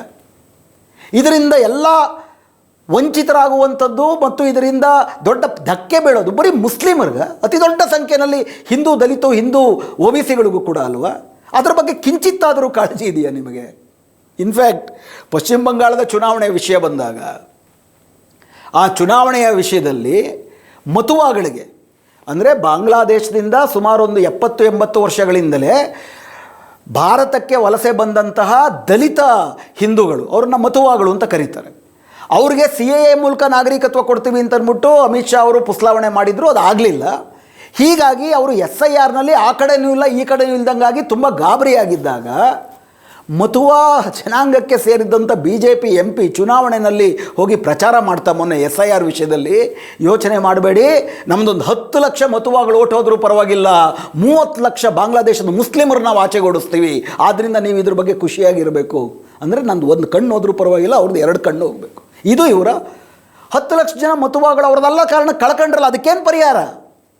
ಹಾಗೆಯೇ ಕರ್ನಾಟಕದಲ್ಲಿ ಯಾವ ದಾಖಲೆಗಳು ಇಲ್ಲ, ಕರ್ನಾಟಕ ಸರ್ಕಾರ ಕೊಡಬಹುದಾದಂಥ ಈ ದಾಖಲೆಯೊಂದನ್ನು ಪಡ್ಕೊಳ್ಬಹುದು. ಪಡ್ಕೊಳ್ಳೋದಕ್ಕೆ ನೀವು ಪೂರಕವಾಗಿ ಪ್ರತಿಕ್ರಿಯಿಸಬೇಕೇ ಹೊರತು ನಮ್ಮದು ಹಿಂದೂಗಳದ್ದು ಒಂದಷ್ಟು ಜನರದ್ದು ಹೋದರೂ ಪರವಾಗಿಲ್ಲ, ಮುಸ್ಲಿಮರಿಗೂ ಒಬ್ರಿಗೂ ಸಿಗಬಾರ್ದು. ಇಂಥ ದ್ವೇಷಮಯ ಕೋಮುವಾದಿ ರಾಜಕಾರಣದಿಂದ ಮುಸ್ಲಿಮರಿಗೊಂದಷ್ಟು ಸಿಗಲ್ಲ, ದಲಿತರಿಗೆ, ಹಿಂದೂ ಬಡವರಿಗೂ ಕೂಡ ಸಿಗೋದಿಲ್ಲ. ಇದು BJPಯ ಅಸಲಿ ಸಾರ. ಸೊ ಇದು 2026ರಲ್ಲೇ ಗೊತ್ತಾಯಿತು ಈ ಥರದ್ದೆಲ್ಲ ಷರತ್ತುಗಳನ್ನ ಹಾಕಿದ್ದಾರೆ ಅಂತ. 2026ರಲ್ಲೂ ಕರ್ನಾಟಕದಲ್ಲಿ ಕಾಂಗ್ರೆಸ್ ಸರ್ಕಾರವೇ ಇತ್ತು. 3ನೇ ಹಂತದಲ್ಲಿ ಕರ್ನಾಟಕದಲ್ಲೂ ಕೂಡ SIR ಶುರುವಾಗುತ್ತೆ ಅಂತ ಗೊತ್ತಿತ್ತು. SIRನ ಅಪಾಯದ ಬಗ್ಗೆ ಈ ನಾಡಿನ ಹಲವಾರು ಪ್ರಗತಿಪರ ಸಂಘಟನೆಗಳು ಹೋರಾಟಗಳು ಮಾಡ್ತಾನೇ ಇದ್ದರು. ಕೆಲವು ಸಂಘಟನೆಗಳು ಅವ್ರ ಜೊತೆ ಸಮಾಲೋಚನೆಗಳು ಕೂಡ ಮಾಡ್ತಿದ್ರು. ಇಷ್ಟೆಲ್ಲ ಆದಮೇಲೆ ತಾವು ಹೊರಡಿಸಿದ್ದೇನು ರೆಸಿಡೆನ್ಸ್ ಸರ್ಟಿಫಿಕೇಟ್ ಬೇರೆ, ಪರ್ಮನೆಂಟ್ ರೆಸಿಡೆನ್ಸ್ ಸರ್ಟಿಫಿಕೇಟ್ ಬೇರೆ. ರೆಸಿಡೆನ್ಸ್ ಸರ್ಟಿಫಿಕೇಟ್ ಏನು, ನಾನೆಲ್ಲಿ ವಾಸ ಮಾಡ್ತಿದ್ದೀನಿ, ನೀವೆಲ್ಲಿ ವಾಸ ಮಾಡ್ತಿದ್ರೋ, ಬಾಡಿಗೆ ಮನೆಯಲ್ಲಿ ವಾಸ ಮಾಡ್ತಿದ್ರು ಕೂಡ ಅದರದೊಂದು ಕಾಂಟ್ರಾಕ್ಟ್, ಬಾಡಿಗೆ ಕಾಂಟ್ರಾಕ್ಟ್ ತೊಗೊಂಡೋದ್ರಾಯಿತು ಅಥವಾ ಎಲೆಕ್ಟ್ರಿಸಿಟಿ ಬಿಲ್ ತೊಗೊಂಡೋದ್ರಾಯಿತು, ನಿಮಗೆ ರೆಸಿಡೆನ್ಸ್ ಸರ್ಟಿಫಿಕೇಟ್ ಸಿಗುತ್ತೆ. ಇದರಲ್ಲಿರೋದು ರೆಸಿಡೆನ್ಸ್ ಸರ್ಟಿಫಿಕೇಟ್ ಅಲ್ಲ, permanent residence certificate. Permanent residence certificate ಅಂತ ಮೊನ್ನೆ ಒಂದು ಮಾರ್ಗಸೂಚಿ ಕೊಟ್ರಿ. ಮಾರ್ಗಸೂಚಿಯನ್ನು SIRಗೆ ಮುಂಚೆ ಸ್ಪಷ್ಟವಾಗಿ ನಿಮಗೆ ಗೊತ್ತಿದೆ BJPನವರು ಇದನ್ನೊಂದು ಇಶ್ಯೂ ಮಾಡ್ತಾರೆ ಅಂತ. ಮಾಡಾದ್ಮೇಲೆ ಸರಳೀಕರಣವನ್ನು ಯಾವ ಮಟ್ಟಕ್ಕೆ ಮಾಡಿದ್ದೀರಿ? ಸರಳೀಕರಣವೆಲ್ಲವೂ ಜನಸ್ನೇಹಿಯಾಗಿದೆ. ಆದರೆ SIRಗೆ ಮುಂಚೆ ಇದನ್ನು ಮಾಡ್ತಿರೋದ್ರಿಂದ ಇದರ ಹಿಂದೆ ದುರುದ್ದೇಶ ಇದೆ ಅಂತ ಅವರು ಆರೋಪ ಮಾಡೋದಕ್ಕೆ ಅವಕಾಶವನ್ನು ಮಾಡಿಕೊಟ್ವಿ. ಮೌಖಿಕವಾಗಿ ಯಾರಾದರೂ ಹೇಳಿಕೆ ಹೇಳಿದರೂ ಕೂಡ ಪಂಚಾಯಿತಿ ನೌಕರರು ಹೋಗ್ಬಿಟ್ಟು ಅದನ್ನು ಮೌಖಿಕ ವರದಿ ತಗೊಂಡು ಬಂದರೂ ಕೂಡ ಅವೆಲ್ಲವನ್ನು ಕೂಡ ಒಪ್ಪಿಕೊಳ್ಳತಕ್ಕದ್ದು, ಇವೆಲ್ಲವೂ ಸರಿಯಾದದ್ದು ನನ್ನ ಪ್ರಕಾರ. ಆದರೆ ಇದನ್ನು ಕೊನೆಯ ನಿಮಿಷದಲ್ಲಿ ಅನರ್ಹ ಮತದಾರರಿಗೆ ಅವಕಾಶ ಕಲ್ಪಿಸುವುದಕ್ಕಾಗಿ ಏರ್ಪಡಿಸಿರುವಂತಹ ಏರ್ಪಾಡು ಅಂತಂದ್ಬಿಟ್ಟು ಚುನಾವಣಾ ಆಯೋಗಕ್ಕೆ BJPನವರು ಮನವಿ ಸಲ್ಲಿಸುವುದಕ್ಕೆ ಸೂಕ್ತ ವೇದಿಕೆಯನ್ನು ಕಲ್ಪಿಸ್ಕೊಡ್ಲಾಯಿತು. ಹೀಗಾಗಿಯೇ ಪರ್ಮನೆಂಟ್ ರೆಸಿಡೆನ್ಸ್ ಸರ್ಟಿಫಿಕೇಟನ್ನು ಕರ್ನಾಟಕ ಸರ್ಕಾರ ಘೋಷಣೆ ಮಾಡಾದ ಮೇಲೆ ಕರ್ನಾಟಕದ ಮುಖ್ಯ ಚುನಾವಣಾ ಆಯುಕ್ತರಾದಂಥ ಅನ್ಬುಕುಮಾರ್ ಅವರಿಗೆ ನೀವು ಇದನ್ನು ಒಪ್ಕೊಳ್ತೀರಾ ಅಂತ ಪ್ರಶ್ನೆ ಕೇಳಿದಾಗ ಅವರು ಎಲ್ಲ ಮಾತುಗಳನ್ನ ಅಡ್ಡುಗೋಡೆ ಮೇಲೆ ದೀಪ ಇಟ್ಟಂಗೆ ಹೇಳ್ತಾರೆ, ಯಾವುದ್ರಿಗೂ ಖಚಿತವಾದ ಕೊಡೋದಿಲ್ಲ. ಎಲ್ಲ ಸುಮಾರಷ್ಟು ವಿಷಯಗಳನ್ನು ಅವ್ರು ಹೇಳೋದಕ್ಕಿಂತ ಬಚ್ಚಿಡೋದೇ ಜಾಸ್ತಿ. ಇದ್ರ ಬಗ್ಗೆ ಏನು ಕೊಟ್ಟಿದ್ದಾರೆ ಅವರು? ನಾವು ಈಗಲೇ ಅದರ ಬಗ್ಗೆ ಏನೂ ಹೇಳಲು ಆಗುವುದಿಲ್ಲ. ಯಾಕೇನು ಹೇಳಲು ಆಗುವುದಿಲ್ಲ ಪರ್ಮನೆಂಟ್ ರೆಸಿಡೆನ್ಸ್ ಸರ್ಟಿಫಿಕೇಟ್ ಬಗ್ಗೆ? ಯಾಕೆ ಅಂತಂದರೆ ಆಗಸ್ಟ್ 5ಕ್ಕೆ ಕರಡು ಪಟ್ಟಿ ತಯಾರಾಗುತ್ತೆ. ಕರಡು ಪಟ್ಟಿ ತಯಾರಾದಾಗ ಆಬ್ಸೆಂಟು, ಶಿಫ್ಟೆಡ್ಡು, ಡೆಡ್ಡು, ಡೂಪ್ಲಿಕೇಟ್ ಅನ್ನೋ 4 ವರ್ಗೀಕರಣದ ಜೊತೆ ಕರ್ನಾಟಕದಲ್ಲಿ ಮತ್ತು 3ನೇ ಹಂತದಲ್ಲಿರುವ ಇತರ 16 ರಾಜ್ಯಗಳಿಗೆ ಅದರ್ಸ್ ಅಂತ ಇನ್ನೊಂದು ಕಾಲಮ್ ಮಾಡಿರ್ತೀರಿ. ಅದರ್ಸಲ್ಲಿ ಮ್ಯಾಪ್ ಆಗದೆ ಇರೋರು, ಸೈನ್ ಮಾಡ್ಕೊಳ್ದೇ ಇರೋರನ್ನು ಸೇರಿಸ್ತೀವಿ ಅಂತಿದ್ದಾರೆ. ಅದ್ಯಾವ ವರ್ಗೀಕರಣ ಅನ್ನೋದು ಇನ್ನೂ ಕೂಡ ಸ್ಪಷ್ಟಪಡಿಸಿಲ್ಲ ಅವರೆಲ್ಲರೂ ಕೂಡ ನಮ್ಮನ್ನು ಮತ್ತೆ ನೀವು ಸೇರಿಸ್ಕೊಳ್ಬೇಕು ಮತದಾರರ ಪಟ್ಟಿಗೆ ಅಂತ ಹೇಳಿದ್ರೆ ನೀವು ಈ 12ರಲ್ಲಿ ಒಂದು ಡಾಕ್ಯುಮೆಂಟ್ ಕೊಡಬೇಕಾಗುತ್ತೆ. ಮತ್ತು ಈಗಾಗಲೇ ಕೊಟ್ಟಿರುವ ವಿವರಗಳಲ್ಲಿ ಲಾಜಿಕಲ್ ಡಿಸ್ಕ್ರಿಪೆನ್ಸಿ ಇತ್ತು ಅಂತಂದರೆ, ಈಗಾಗಲೇ 11-12 ಬಗೆಯ ಲಾಜಿಕಲ್ ಡಿಸ್ಕ್ರಿಪೆನ್ಸಿ ಹೇಳ್ತಿದ್ದಾರೆ. ಆಗಲೂ ಕೂಡ ಅದಕ್ಕೆ ನೀವು ಸಮಜಾಯಿಷಿಯನ್ನು ಕೊಟ್ಟು ಅದನ್ನು ಅವರು ಒಪ್ಪದಿದ್ದರೆ, ಈ ಉದಾಹರಣೆಗೆ 2002ರಲ್ಲಿ ನನ್ನ ಹೆಸರಿಲ್ಲ, ನಮ್ಮ ಅಪ್ಪನ ಹೆಸರಿದೆ. ನಮ್ಮ ಅಪ್ಪಂಗೆ 8 ಜನ ಮಕ್ಕಳು, 8 ಜನ ಮಕ್ಕಳಿದ್ರು ಅಂದ್ರೆ ಅನುಮಾನ, ಲಾಜಿಕಲ್ ಡಿಸ್ಕ್ರಿಪಿಯನ್ಸಿ. ಈ 8 ಜನ ಮಕ್ಕಳು ಕೂಡ ಈ ಅಪ್ಪನ ಮಕ್ಕಳೇ ಅಂತ ಸಾಬೀತು ಮಾಡೋದಕ್ಕೆ ನಾನು ಡಾಕ್ಯುಮೆಂಟ್ಗಳು ಒದಗಿಸ್ಬೇಕು. ಡಾಕ್ಯುಮೆಂಟ್ಗಳು ನನಗೆ ಒದಗಿಸೋಕ್ಕಾಗಲಿಲ್ಲ ಅಂತಂದರೆ ನನ್ನ ಮತದಾರಿಕೆ ರದ್ದಾಗುತ್ತೆ. ನಾನು ಹೊಸದಾಗಿ ನನ್ನನ್ನು ಸೇರಿಸ್ಕೊಳ್ಳಿ ಅಂತಂದ್ಬಿಟ್ಟು ಫಾರ್ಮ್ ನಂಬರ್ 6 ತುಂಬಬೇಕು. ನನ್ನ ಪತ್ರಿಕೆಗಳಲ್ಲಿ ತುಂಬ ಸ್ಪಷ್ಟವಾಗಿ ಹೇಳಿರೋ ಥರ ಬರೀ ಫಾರಮ್ ನಂಬರ್ 6 ತುಂಬಿದ್ರೆ ಸಾಲದು, ನಾನೊಂದು ಡಿಕ್ಲರೇಷನ್ ಫಾರಮ್ ಕೊಡಬೇಕು. ಡಿಕ್ಲರೇಷನ್ ಫಾರಮ್ನಲ್ಲಿ ನಮ್ಮ ಅಪ್ಪ ಅಮ್ಮ 2026ರ SIR ಪಟ್ಟಿನಲ್ಲಿ ಇದ್ದರು ಅಂತ ಅಂದ್ಬಿಟ್ಟು ನಾನು ಸಾಬೀತು ಮಾಡಬೇಕು, ಅಥವಾ ಈ 11 ಡಾಕ್ಯುಮೆಂಟ್ಗಳಲ್ಲಿ ಒಂದು ಡಾಕ್ಯುಮೆಂಟ್ ಕೊಡಬೇಕು. ಅಂದರೆ ನನ್ನ ಮತದಾರಿಕೆ ನಾಗರಿಕತ್ವ ಮೇಲೆ ತೂಗುಕತ್ತಿ, ಎಲ್ಲರ ತಲೆ ಮೇಲೂ ತೂಗುಕತ್ತಿ ಬರುತ್ತೆ. ಹೀಗಾಗಿ ಪರ್ಮನೆಂಟ್ ರೆಸಿಡೆನ್ಸ್ ಸರ್ಟಿಫಿಕೇಟು ಶತಾಯಗತಾಯ ಒಪ್ಪಿಕೊಳ್ಳಬೇಕು ಅನ್ನುವಂತಹ ಬಲವಾದಂಥ ಒತ್ತಡ, ಹೋರಾಟ ಸೃಷ್ಟಿಯಾಗದೀರ ಈ ಚುನಾವಣಾ ಆಯೋಗ ಏನು ಅದಕ್ಕೆ ಹೇಳ್ತಿದ್ದಾರೆ, ಏನು ಮಾಡೋಕ್ಕಾಗಲ್ಲ ನೋಡ್ತೀವಿ ಆಮೇಲೆ ಅಂತಾರೆ. ಆಗಸ್ಟ್ 5ಕ್ಕೆ ಕರಡು ಪಟ್ಟಿ ಅನೌನ್ಸ್ ಆಗುತ್ತೆ. ಆಗಸ್ಟ್ 5ಕ್ಕೆ ಎಲ್ಲರಿಗೂ ನೋಟಿಸ್ ಬರುತ್ತೆ. ಸೆಪ್ಟೆಂಬರ್ 5ರೊಳಗಡೆ ನೀವು ಇದನ್ನು ಸಾಬೀತು ಮಾಡ್ಕೋಬೇಕು, ಅಥವಾ ಅಕ್ಟೋಬರ್ 5ರೊಳಗಡೆ. ಅಕ್ಟೋಬರ್ 5ರ ಒಳಗಡೆ ನೀವು ಸಾಬೀತು ಮಾಡ್ಕೊಳ್ಳಿಲ್ಲ ಅಂದರೆ ನಿಮ್ಮ ಪರ್ಮನೆಂಟ್ ಪಟ್ಟಿ ಅಕ್ಟೋಬರ್ 7ಕ್ಕೆ ರಿಲೀಸ್ ಆಗುತ್ತೆ. ಅಕ್ಟೋಬರ್ 7ರಲ್ಲಿ ನಿಮ್ಮ ಹೆಸರು ಇರೋದಿಲ್ಲ. ಹೆಸರಿಲ್ಲ ಅಂದಮೇಲೆ ನಿಮ್ಮ ಹೆಸರು ಸೇರಿಸ್ಬೇಕಂದ್ರೂ ಕೂಡ ಮತ್ತಿದೇ ಪ್ರಕ್ರಿಯೆ. SIRಲ್ಲಿ ನಿಮ್ಮ ಅಪ್ಪ ಅಮ್ಮನ ಹೆಸರು ಇರಬೇಕು, 2002ರಲ್ಲಿ ನಿಮ್ಮ ಅಪ್ಪ ಅಮ್ಮನ ಹೆಸರು ಇರಬೇಕು, ಜೊತೆಗೆ ಈ 11 ಡಾಕ್ಯುಮೆಂಟಲ್ಲಿ ಒಂದು ಡಾಕ್ಯುಮೆಂಟ್ ಕೊಡಲೇಬೇಕು. ಶತಾಯಗತಾಯ ಚುನಾವಣಾ ಆಯೋಗವೂ ಕೂಡ BJPಯ ದುರುದ್ದೇಶ ಜೊತೆ ಕೈಗೂಡಿಸಿ ಪರ್ಮನೆಂಟ್ ರೆಸಿಡೆನ್ಸ್ ಸರ್ಟಿಫಿಕೇಟು ಅಥವಾ ಸುಲಭಕ್ಕೆ ಆಧಾರನೇ ಒಪ್ತಾ ಇಲ್ಲ, ಅವರು ರೇಷನ್ ಕಾರ್ಡ್ನ ಒಪ್ತಿಲ್ಲ. ಮುಖ್ಯ ಸುಪ್ರೀಂ ಕೋರ್ಟ್ನಲ್ಲಿ ಕೆಲಸ ಮಾಡಿ ಬಂದಂಥ ಹಲವಾರು ನ್ಯಾಯಾಧೀಶರುಗಳು ಪದೇ ಪದೇ ಹೇಳ್ತಿದ್ದಾರೆ, ಈ 11 ಡಾಕ್ಯುಮೆಂಟ್ ಏನಿದೆ 11 ಡಾಕ್ಯುಮೆಂಟ್ನು ಫೋರ್ಜರಿ ಮಾಡ್ಬೋದು, 11ನ್ನು ಫೋರ್ಜರಿ ಮಾಡ್ಬೋದು. ಆಧಾರನ ಯಾಕೆ ತೊಗೊಳ್ಳೋದಿಲ್ಲ ಅಂದರೆ ಆಧಾರನ ಫೋರ್ಜರಿ ಮಾಡ್ಬೋದು, ಇದರಲ್ಲಿ ಯಾವುದನ್ನು ಫೋರ್ಜರಿ ಮಾಡೋಕ್ಕಾಗೋದಿಲ್ವಾ? ಅಂದರೆ ಇದರಲ್ಲಿ ಒಂದು ಡಾಕ್ಯುಮೆಂಟ್ಗಿಂತ ಇನ್ನೊಂದು ಡಾಕ್ಯುಮೆಂಟು ಹೆಂಗೆ ನಿಮ್ಮ ನಾಗರಿಕತ್ವಗಿನ್ನ ಹಳೆ ಡಾಕ್ಯುಮೆಂಟ್ಗಿಂತ ಇನ್ನೂ ಅಧಿಕೃತವಾಗಿ ಸಾಬೀತು ಮಾಡುತ್ತೆ? ನೀವು ಆಧಾರನ ಸರ್ಟಿಫಿಕೇಟ್ ಮಾಡಿಸ್ಬೇಕು ಅಂತಂದರೆ ಜನನ ಪ್ರಮಾಣ ಪತ್ರ ಇಲ್ಲ ಅಂತಂದರೆ ಆಧಾರ್ ಮಾಡಬೇಕಾದ್ರೆ ಅಂದಾಜಲ್ಲೇ ಮಾಡ್ತಾರೆ ಜನನ ಪ್ರಮಾಣ ಪತ್ರವನ್ನು.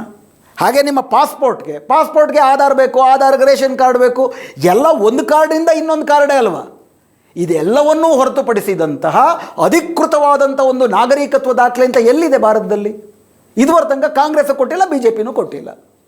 ಹಾಗಿರುವಂತಹ ಸಂದರ್ಭದಲ್ಲಿ ಇರುವಂತಹ ದಾಖಲೆಗಳಲ್ಲಿ ಹೆಚ್ಚು ಅನುಮಾನಕ್ಕೆ ಪೂರಕವಲ್ಲದಿರುವಂತಹ ದಾಖಲೆಗಳನ್ನು ಕೊಟ್ಟು ನೀವು ಅವ್ರನ್ನ SIRನಲ್ಲಿ ಅವ್ರನ್ನ ನಾಗರಿಕರು ಅಂತ ಒಪ್ಕೊಳ್ಬೇಕು. ಯಾಕಂದರೆ ನಮ್ಮ ನಾಗರಿಕತ್ವದ ನಿಯಮಗಳೇ ಸಂವಿಧಾನದ ಆರ್ಟಿಕಲ್ 5ರಿಂದ ಆರ್ಟಿಕಲ್ 12 ತನಕ ಅಥವಾ 1955ರ ಭಾರತೀಯ ನಾಗರಿಕತ್ವ ಕಾಯ್ದೆಯ ಪ್ರಕಾರ ಭಾರತದಲ್ಲಿ ಹುಟ್ಟಿರುವವರೆಲ್ಲರೂ ಭಾರತದ ನಾಗರಿಕರು ಅನ್ನುವುದೇ ಮೊದಲನೇ ಪ್ರಿಸಂಪ್ಷನ್ನು.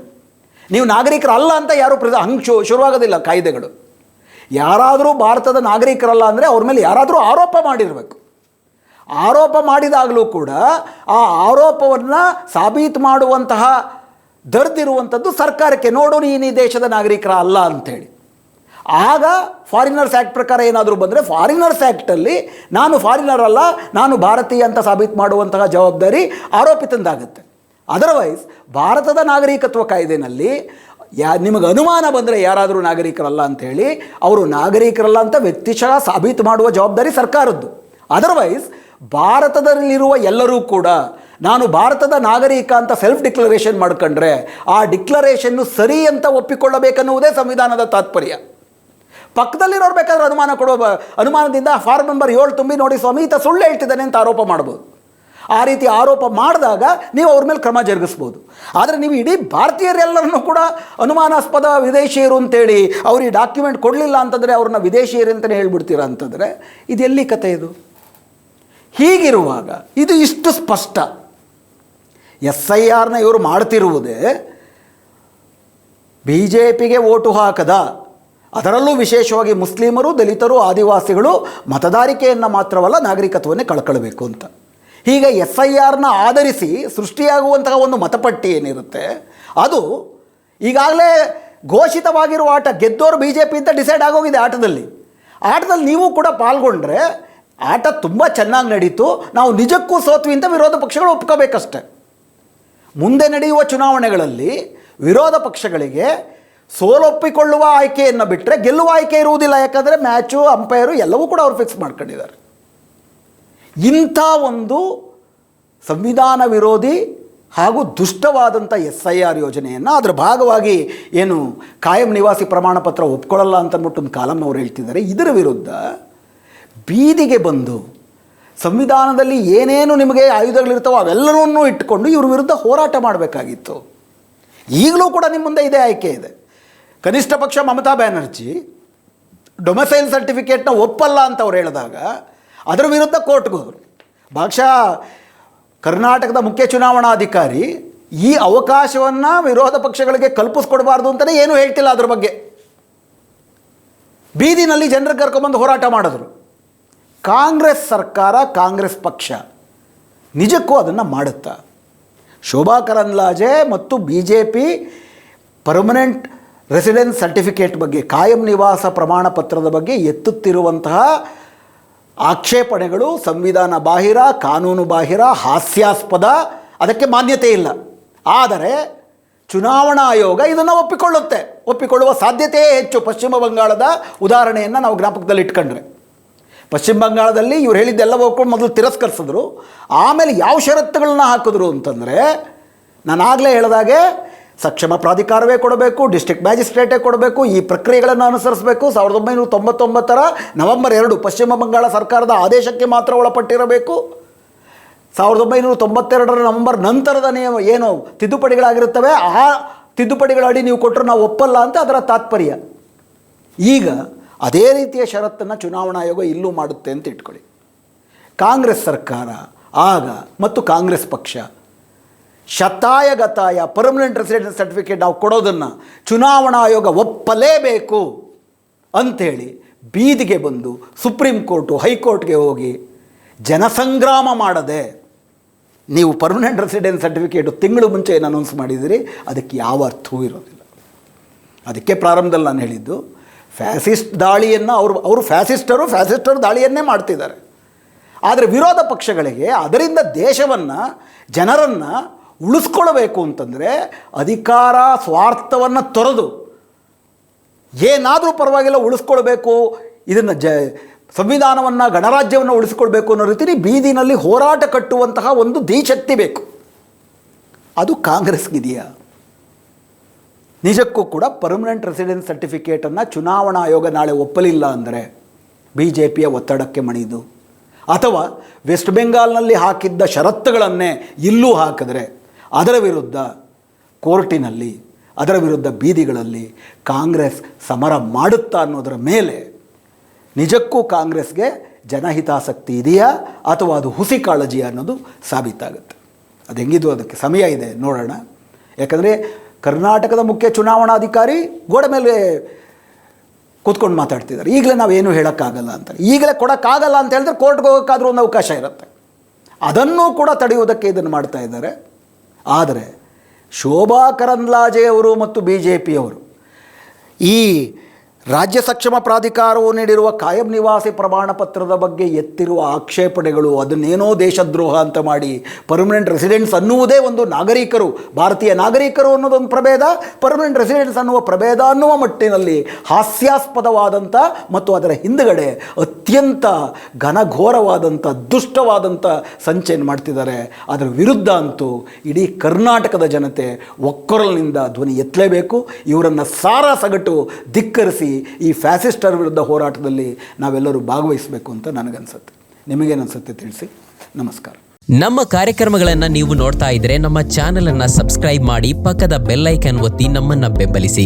ಹಾಗೆ ನಮ್ಮ ಕಾರ್ಯಕ್ರಮಗಳನ್ನ ಲೈಕ್ ಮಾಡಿ, ಕಮೆಂಟ್ ಮಾಡಿ, ಅದನ್ನ ಬೇರೆಯವರಿಗೂ ವಾಟ್ಸ್ಆಪ್ ಮೂಲಕ ಶೇರ್ ಮಾಡಿ. ನೀವು ಹೀಗೆ ಮಾಡಿದಾಗ ನಮ್ಮ ಚಾನೆಲ್ ಇನ್ನಷ್ಟು ಮತ್ತಷ್ಟು ಜನರಿಗೆ ತಲುಪಲು ನೀವು ನಮ್ಮೊಂದಿಗೆ ಸಹಕರಿಸಿದ ಹಾಗಾಗುತ್ತೆ. ಇದು ನೀವು ಯಾವುದೇ ಖರ್ಚಿಲ್ಲದೆ ಕೆಲವೇ ಸೆಕೆಂಡುಗಳಲ್ಲಿ ನೀಡಬಹುದಾದ ಸಹಕಾರ. ಧನ್ಯವಾದಗಳು.